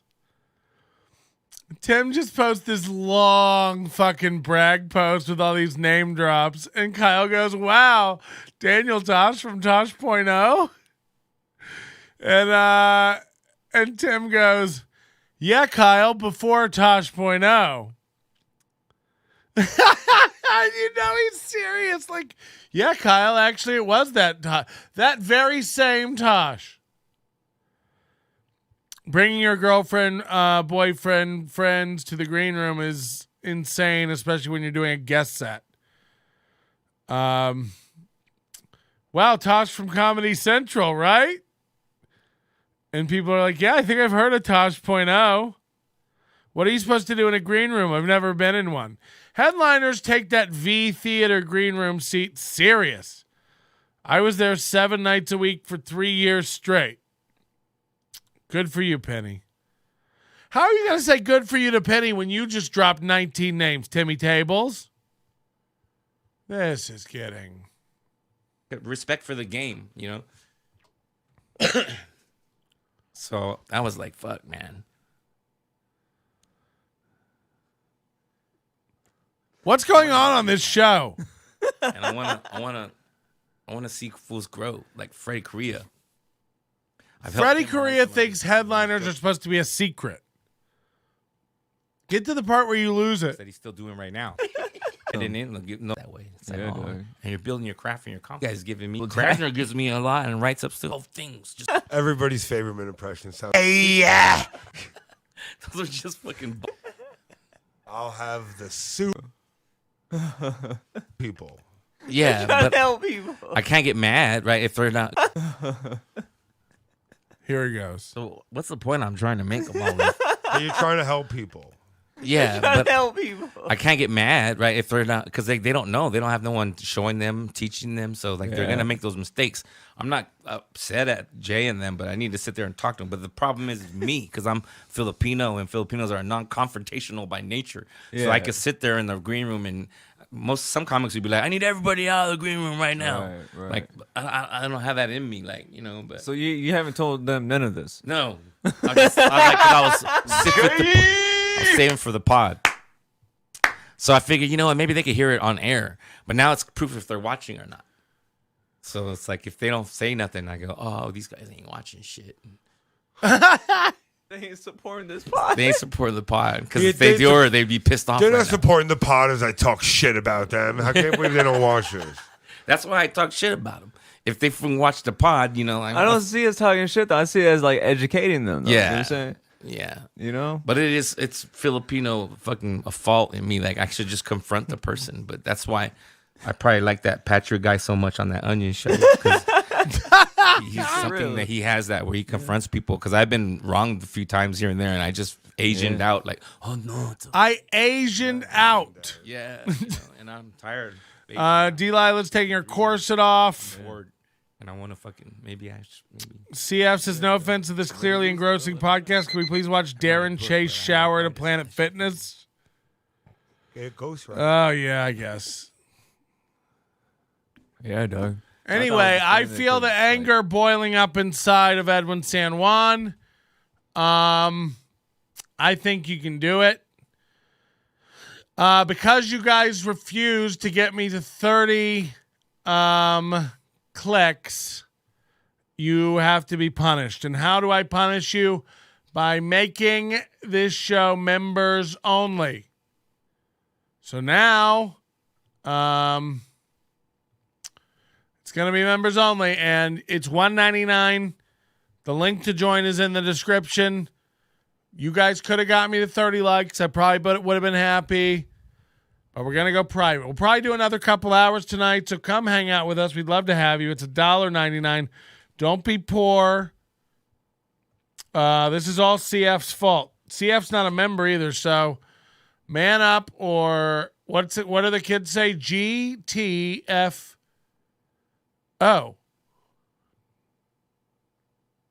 Right? So there you go. Join up, or you're going to get killed. My screen just went blank, and that was terrifying. Whew.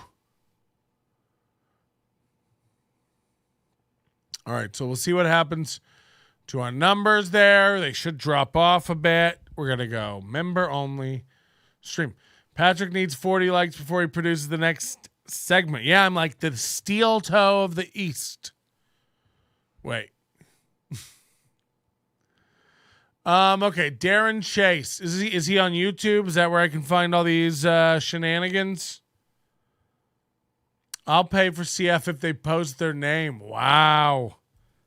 You're never going to get it. He said too much inflammatory stuff. And a lot of these guys can't stand behind it like Daddy. You know what I mean? And in front of it. I can't breathe. I've had to cuss out Mad Filipina in Tagalog. Time to catch up with Thai. We do have some Thai stuff. CF will never post. He can't pay. We will find out he's Ross and get fired for shitting on Boss Man. I don't know what any of that means. Darrin Chase. Is this a comedian? Darrin Chase, comedian. 120 subs. Day 100 of living in my PT Cruiser in Las Vegas. Okay.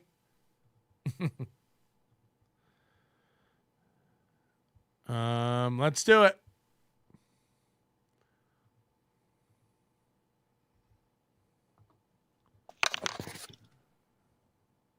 Darrin Chase, are we live on the PT crew? Well, not live.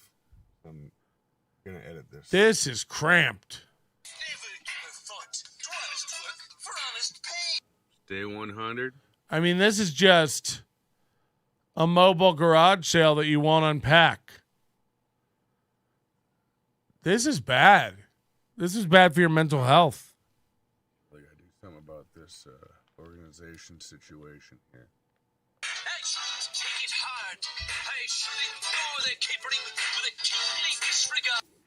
That's a radiator right here. That's the radiator that belongs in the front of this car. The timing belt is somewhere on the floor down here. It's been a good life, though. I stuck a... Is he going to kill himself? That's an insane thing to say. It's been a good life. Ooh, I need an Egg McMuffin about that. Around my window. Unlucky trouble. Been my only friend. I've been on my own since I was 10. Born under a bad sign. Oh. Hey, it's breakfast. Welcome to my crib. I mean, this dude's cracking up.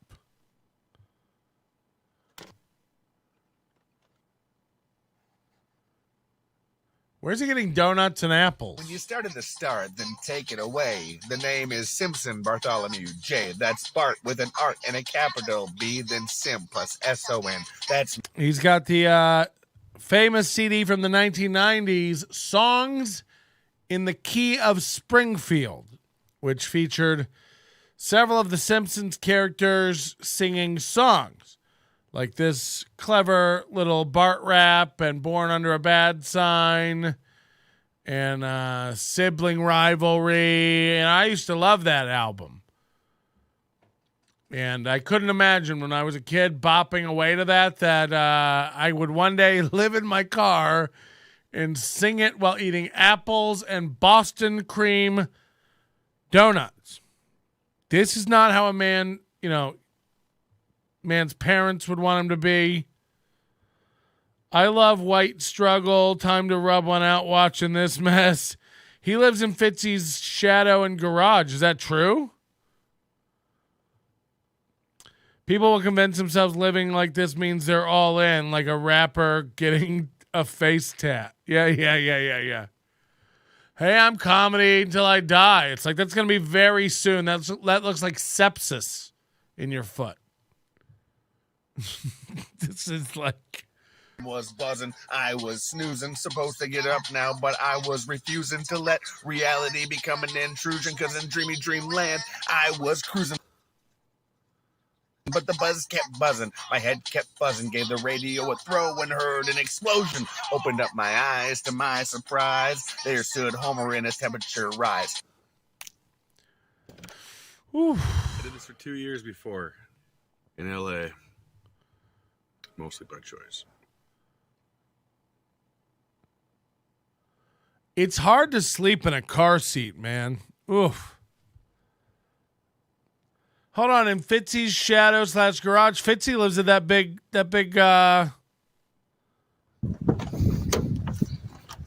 expensive condo building. Is he about to shit in a bucket? Oh no, he's got a one wheel. He's thought of everything, this guy.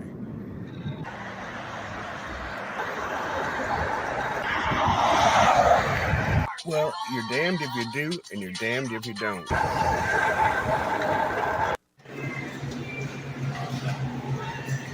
So as he's soon as they're gone, I'm stretched on the lawn, looking at the sky with my sunshades on. he's one-wheeled to Arby's to grab a loose meat sandwich. Let's have a party.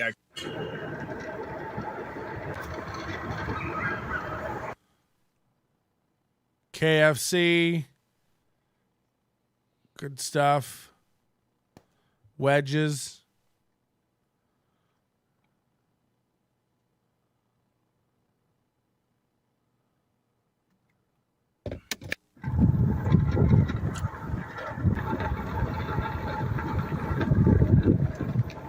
Slaves robbing and stomping, an occasional crash, a fist fight or two, and Nintendo for cash.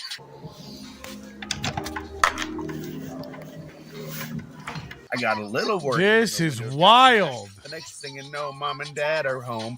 The kids disappeared and I'm all alone. Everything's silent except for my moan and the low bluesy tone of a saxophone. They look at me, then they get into a huddle. Got this sinking sensation I'm in deep, deep trouble.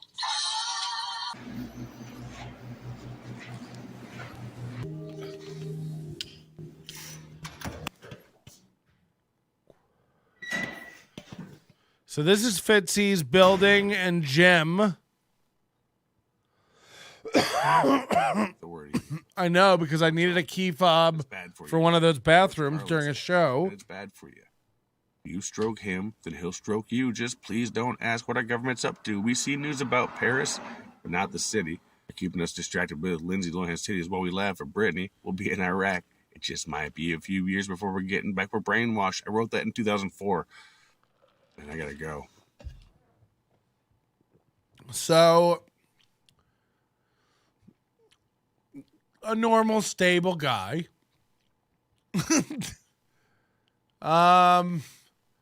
Audio from my dirty at 12:30 said, what? 12:30, please show some love for Darrin. We get this out of the way. I get told a lot of like, Jesus, if he died, these guys, it's so they're never gonna do it again.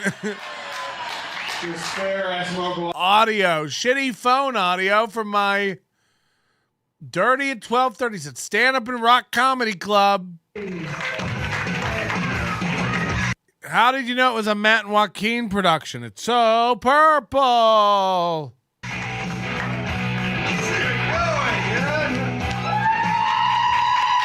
Thank you. Welcome. It's a sold out crowd. Hell yeah. I've done way more awkward stuff than this. I used to be a professional wrestler. Yeah, with the pro wrestling. It's a sold out crowd here. I've done way more awkward stuff than this. I used to be a professional wrestler. What an intro. I mean, these guys aren't ready for pro shows. They're nervous and weird, man. The fake stuff? No. Can't base they like it's like if ChatGPT wrote segues. Wow, a sold out crowd. I've done weirder stuff than this. What? That's not that's what? I did wrestling just like I do comedy. Completely. Say what you want about the guy. He's got bars. Okay. Professional wrestlers, she's like, don't do that. That's stupid. You'll hurt your back. Then I told her I wanted to sleep in a futon. She was like, that's cool. Smart lady. This year, my mom said for Christmas, she goes, "Will you mail us some pictures? We give Grandma an old-timey photo of him for Christmas. Can you mail us some pictures?" I was like, "Mail you some pictures? What year is this?" I know he's making fun of how few people are there, but the point is, like, it's a weird, say, like, it's like, this is weird, huh? Not many people here. I'm not worried about it. I've done weirder stuff than this. He just said, I've done weirder stuff than this after saying, sold out crowd, huh? I've done weirder stuff than this. It's like, it's not a smooth train of thought. Might as well send him my carrier pigeon. Wait, did you see ever give Grandma an old-timey photo album? Grandma an old-timey, a little redundant? You think Grandma has plenty of old-timey photo albums? And last time I was home, I saw a closet full of them. I think she had them before they even considered old-timey. I don't owe that. This is Give going everybody an iPad great. we pass down to the family. This is going great. This is going great. This is going great. You guys from Minnesota? Hell yeah, that's where I'm from as well. I grew up in the frozen tundra. Anybody else? Yeah, really? Yeah, every Christmas my family used to come over for the holidays. We go for Christmas. I'm like, when it's not in the winter. Why would I go home the road? All right, so bangers, new Hot Ones challenge, worse than I thought. 58 views 10 months ago. Darrin Chase here. Typically, that's about where I like my spice. This is gonna be a rough day. Here we are. I don't know if you know that Hot Ones has released their own chicken on the market. He has a fireplace going over here. Walmart and Walmart.com. You get to try the. You don't have a place to live? Stop buying overpriced frozen wings from Walmart. This is banana life. Plastic, the Los Calientes, and the Last Dab Apollo. So I'm pretty excited about this, about ready for the chicken to come out of the oven. Once it does, we're going to see how it goes. Okay. Oh, fucking A. Just found some weed. And we're back. I don't like the look right of it. now by the smell of these. This last dab is going to be brutal, but we have the classic. We have the Los Calientes, and then, oh my gosh. All right, so we're going to start with the classic. All bites had sauce on them in the bowl. Some more, some less. I tried to be fair. Typically. It's like to who? Who's watching this going, he's not being fair. This is going to be a rough day. All right, going for the Los Calientes. Make sure we'll get them on there. I've seen every cock on the planet. I've seen everyone naked.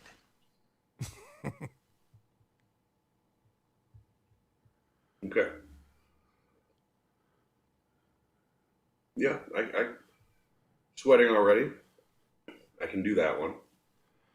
White and gets a chicken wing sponsor before me. This isn't a sponsor. He went to Walmart. 58 people are watching this. No one's sponsoring it. What are you talking about? This guy's wild.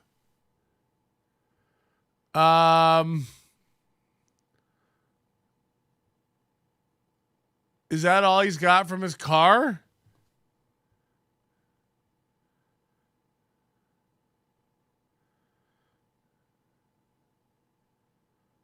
Wow, nothing else from the car?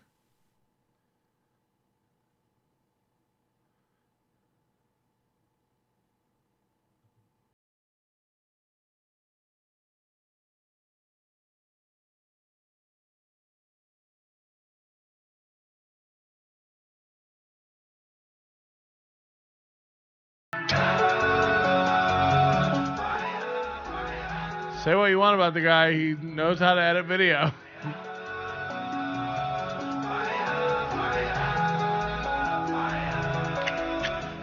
Wow, he had a tapeworm. I performed there, the Comedy Corner in Minneapolis.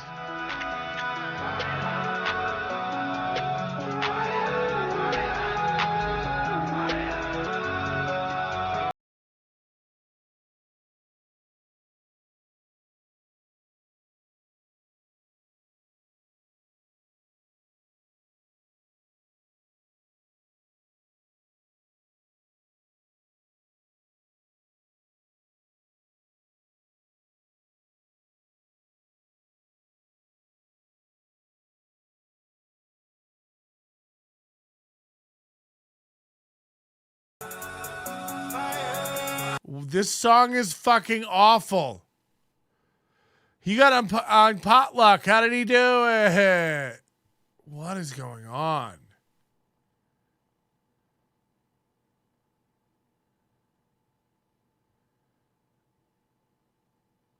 Where's the car videos? You said he was living in his car. All right, we may have to abandon this. I don't know. Is that it? Ladies and gentlemen, I have one of the best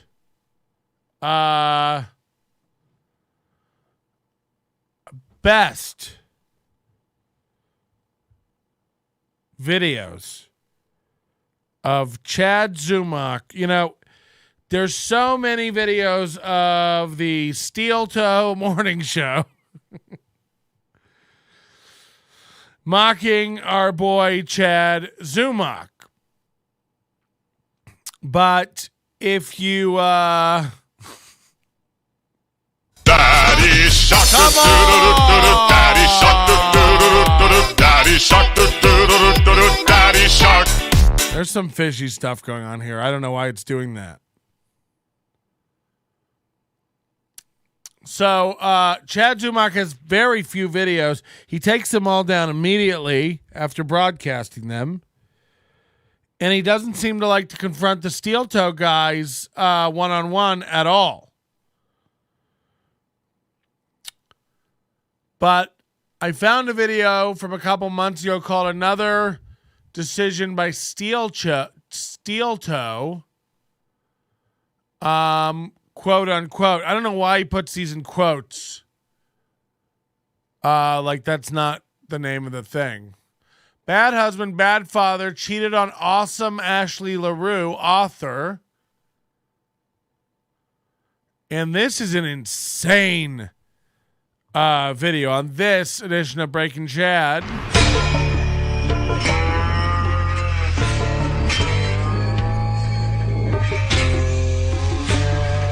Okay, here we go. You know, I woke up this morning. I didn't check my phone. Went and got a little breakfast. Finished reading a little bit of this book I'm reading. And then I went to the phone. And I saw the tweet. Steel Toe's back at it again. He's coming at me after he said, I'm done with this guy. I'm moving on. I'm putting my family first.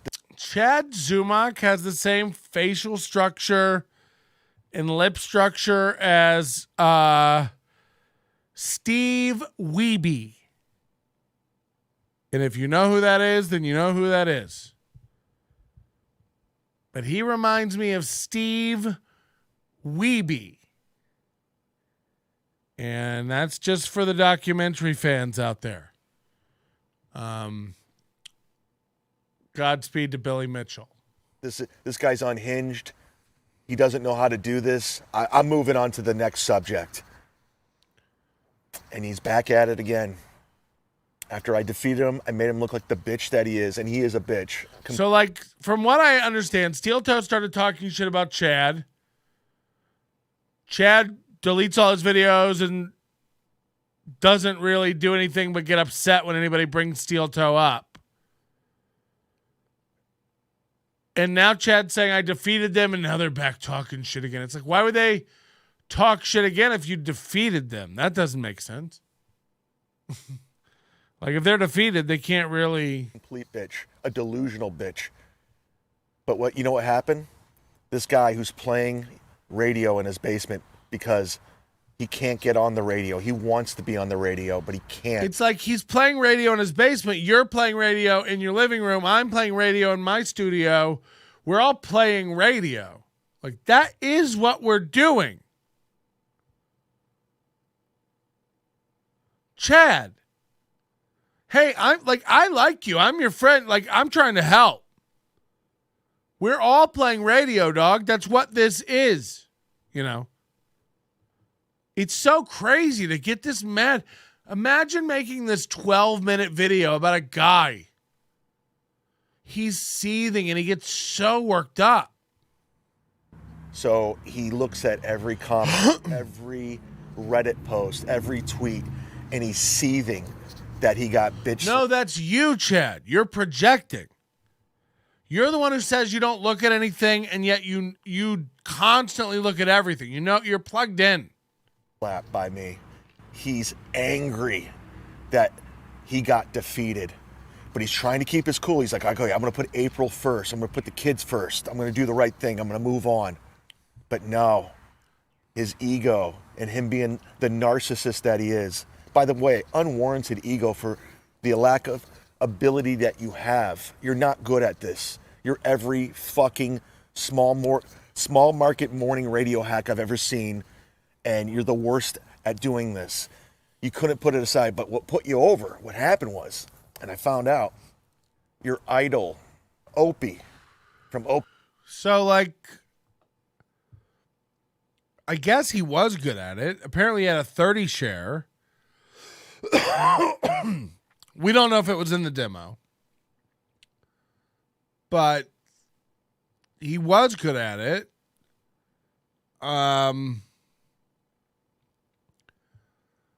He's doing good now. It doesn't, these guys who like do this, like, yeah, well, where were you in this? You come from this. It's like Lizzo used to work at an H&R Block. Is that relevant now? You know what I mean? He comes from a small market. He couldn't hack it. It's like, great. Now he's on YouTube and he's racking up subs. You know what I mean? Like, all you can do is go, is he going up or down? And by the way, Chad, 160 Patreons today, Chad. We're really proud of you over here. That's a big, big step. And a big, big goal. It's double from when they started making fun of you. So they are driving attention to you. All these small, shitty podcasts, as you call them, are driving attention to you. Like, that's happening. So play it cool, man. This is going great. Opie and Anthony called you out, and he even admitted that you lost and you ran like the bitch that you are, and that put you over. You're like, my idol said I'm the bitch. I can't do this. I got to do something. My ego.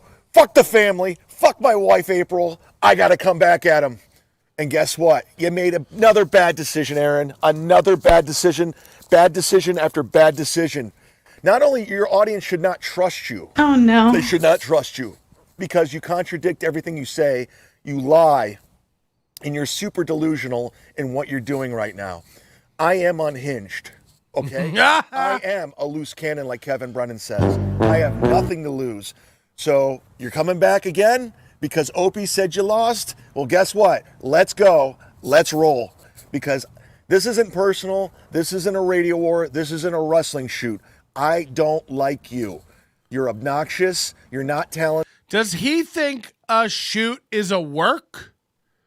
Look, I don't know a lot about wrestling, and it's been a long time since my days back in Tampa with Bubba the Love Sponge and Hollywood Hulk Hogan, but a work is the fake thing. A shoot is an actual thing. He's like, this isn't some wrestling shoot. This is serious. It's like, no, if it's a shoot, it's, a straight shooter. It's a shoot, right? A work is a fake thing. He thinks he's Heisenberg, LMAO. This is like a professional wrestling, how they talk. Yeah, he likes to be a heel. Do these guys think they sound badass? Yeah, of course. And I'll see you at SummerSlam, brother. There's also a worked shoot, pal. Oh, shit. This energy is when you post right before you break a restraining order. Holy shit. Oh, yeah. When they try to sell that it's real.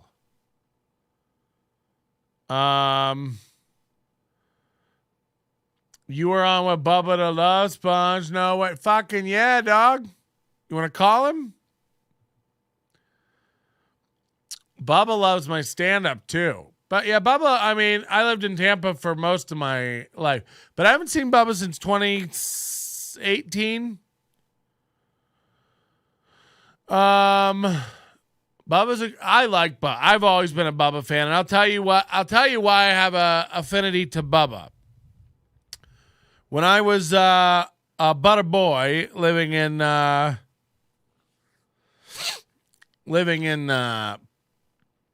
Hernando County, Florida, there's a water park called Weeki Wachee. There's a water park called Buccaneer Bay next to a theme park called Weeki Wachee. Weeki Wachee was known for natural Florida springs, and mermaids. They had an underwater theater, curtains opened up, and you were looking out underwater under a natural spring lake, and they had mermaids that came and performed in front of the glass, and it was, gay. So they had an attached water park where you got to swim in all the springs and stuff called Buccaneer Bay, and residents, school kids got offered like an annual pass for $99. You can go every day for like 3 months of the summer.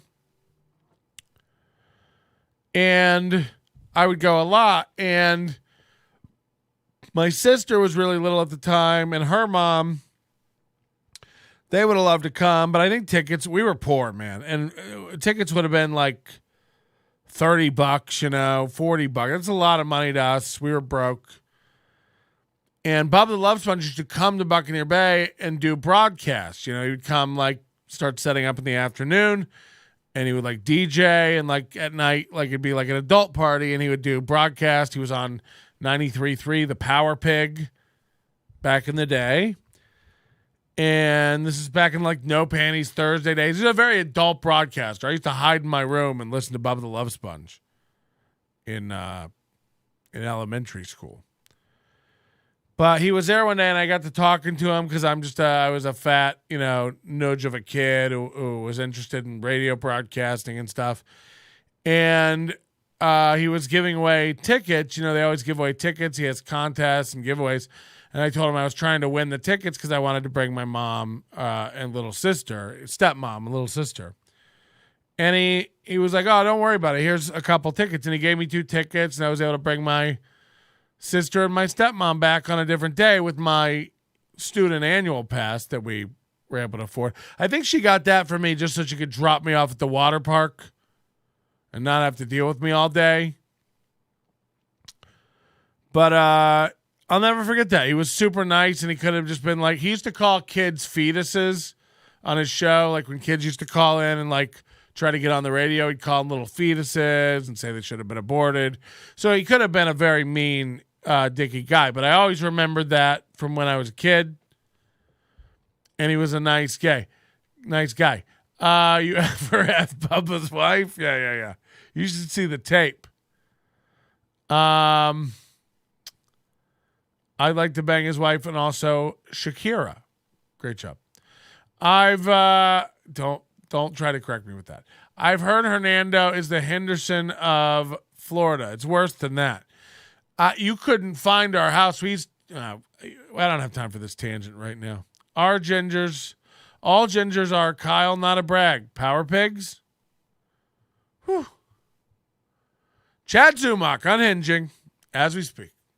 Talented, and you're a dickhead. And I don't like how you treat your fucking family. I don't like how you cheated on your ex-wife. I don't like how you knocked her up while going through a divorce after you cheated her. I don't like how you took this poor girl, April, from the woods, this small town girl who doesn't know anything, who hasn't seen anything, and you tricked her. You tricked her into marrying you. She doesn't have any sense of what's going on right now. April, It's like, again, he thinks of his wife as property, and always like to get to him, he like goes after his wife. It's so weird. Told you, go leave right now. Leave right now, because it will end badly. You should not be taking care of his 3 children. Those aren't your children. Those are Ashley LaRue's children. You said, oh, they're my own children. No, you don't have children. Ashley LaRue does, who's, by the way, with all the research I've done, a great woman, great mom. Great mom, published author. Why are you doing a lot of research on a man's ex-wife? It's so weird. Beats for Cat says, and I'm right outside your house right now if you think that white fence is going to stop me. Tim Table says, after all Bubba talk, what's going to be next? Tom Likas? Take me out with a bong. I never listened to Tom Likas. I wasn't... fan of his. I would turn that off when it came on.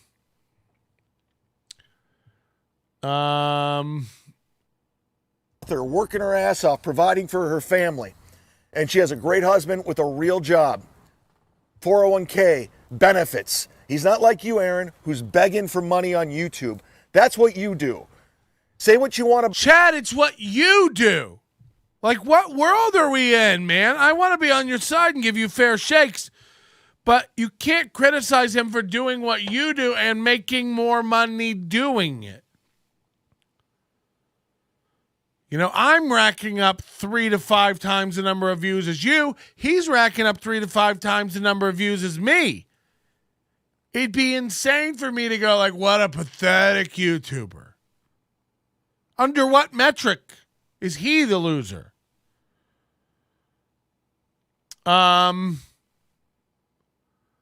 it's so weird to attack 100% provable metric scoreboard. About Opie. Say what you want about Anthony. Listen, they made it in this business. By the way, Opie and Anthony, both of you, stop it. You guys got a huge payday in this fucking business. You guys. I love that he just takes a tangent to tell Opie and Anthony to knock it off and go away. He's in the middle of fighting with Steel Toe, and he's like, he's made it. Get the fuck out. Disappear.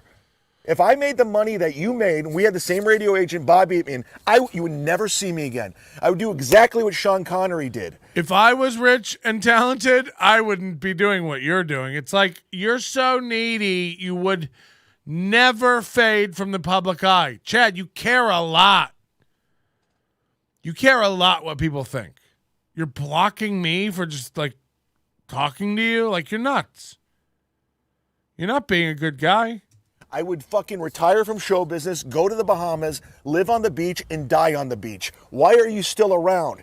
And Opie, Anthony, regardless if you like me or not, regardless if you think I won or not, you created all of this nonsense, all this bullshit. You gave birth to this Steel Toe guy. You gave birth to this Red Bar. You gave birth to fucking Carl from... You're doing what you're doing, a shitty version of what you did. All of this is because of you. So you got my back. I want to let you know you're responsible for this nonsense and this bullshit. And this guy, Aaron, you were never in radio. You like to pretend you were in radio. No, the most unhinged guys are the ones who like you're like the Red Bar. You're like guys like Corey Adam. These guys who become so emotionally invested in something that they like try to go after people's personal lives and ruining them. You're going after his wife and kids, his ex-wife, giving out her name, his kids. It's like, I'm not saying you can't do it. Like, it's allowed, but it shows how much you care. You're not only like opening up the suitcase and using the nuclear codes, you're bashing it like an elevator button. Fuck your kids. Here's where they go to school. I hope your wife gets raped. I'll rape her. That's what's going to happen. It's like, wow. Wow.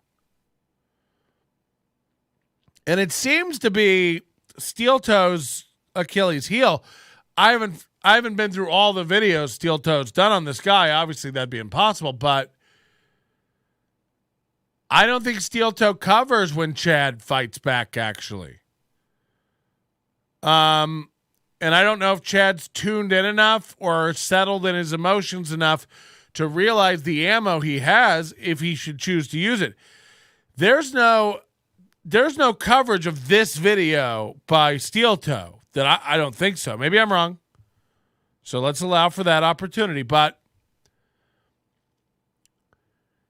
he hates it when you... So you seem to have found the button to push to annoy him and get him to stop covering you if you never shut up about his ex-wife and kids. But, like, another way to do it is just to ignore it and not care. But you can't do that with your brain.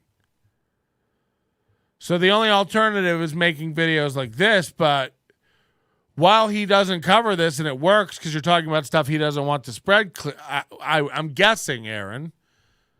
I'm guessing Aaron won't cover this in NLO, won't cover that. Like, you know what I mean? Like, I don't... First of all, stop covering NLO. We're not...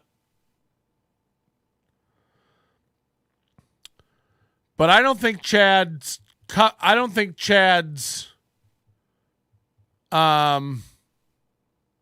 coming out looking good by making these videos, because you do have to go after his family, which has done nothing.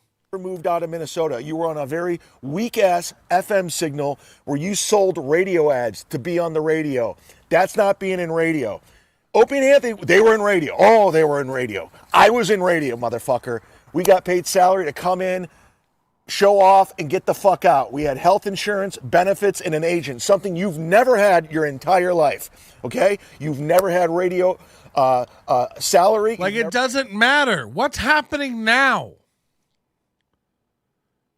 What's happening now? What's happening now is that you can't get 10 people watching you when you go live.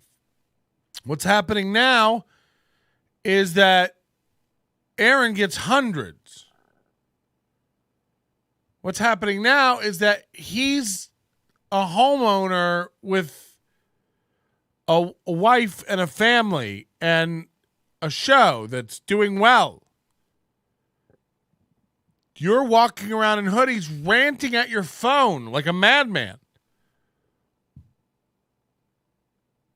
It's very odd. This doesn't make you look like you have to know this. It doesn't matter what's true. It doesn't matter what is. Are you new to the net, dog? Never had insurance. You've never had an agent. That's not being in radio. So you went from being a radio salesman. By the way, scum of the earth, radio salesman. You're the scum of the earth, and that's exactly what you are, Aaron. You're the scum of the earth. So you went from selling ads on the radio to begging for money on YouTube. That's your career. That's your career. You're 36 years old.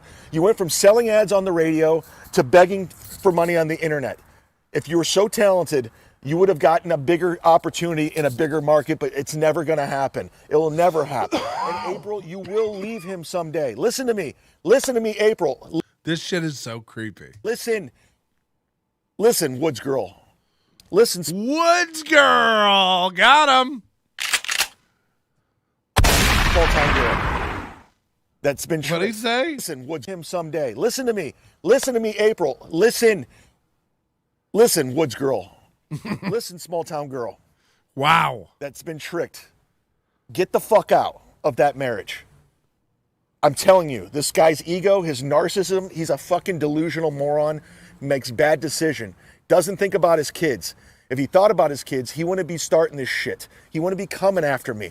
If he thought about his ex-wife, he wouldn't have cheated on her, and he wouldn't be doing what he's doing now. Now he's putting her through this. Now he's putting his kids through this. Now he's putting you through this. He's putting his kids through you attacking his kids.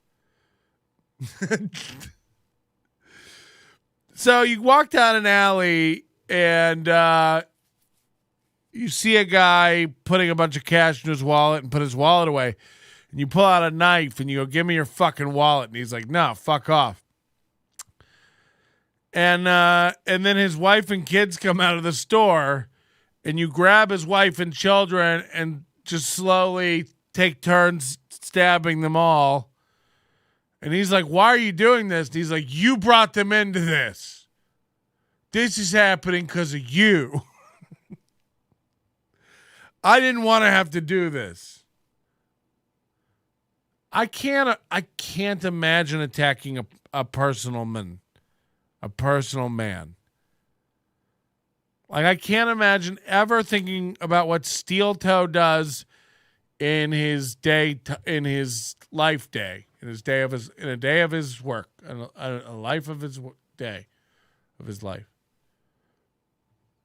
Hey, want to see the rest of this show?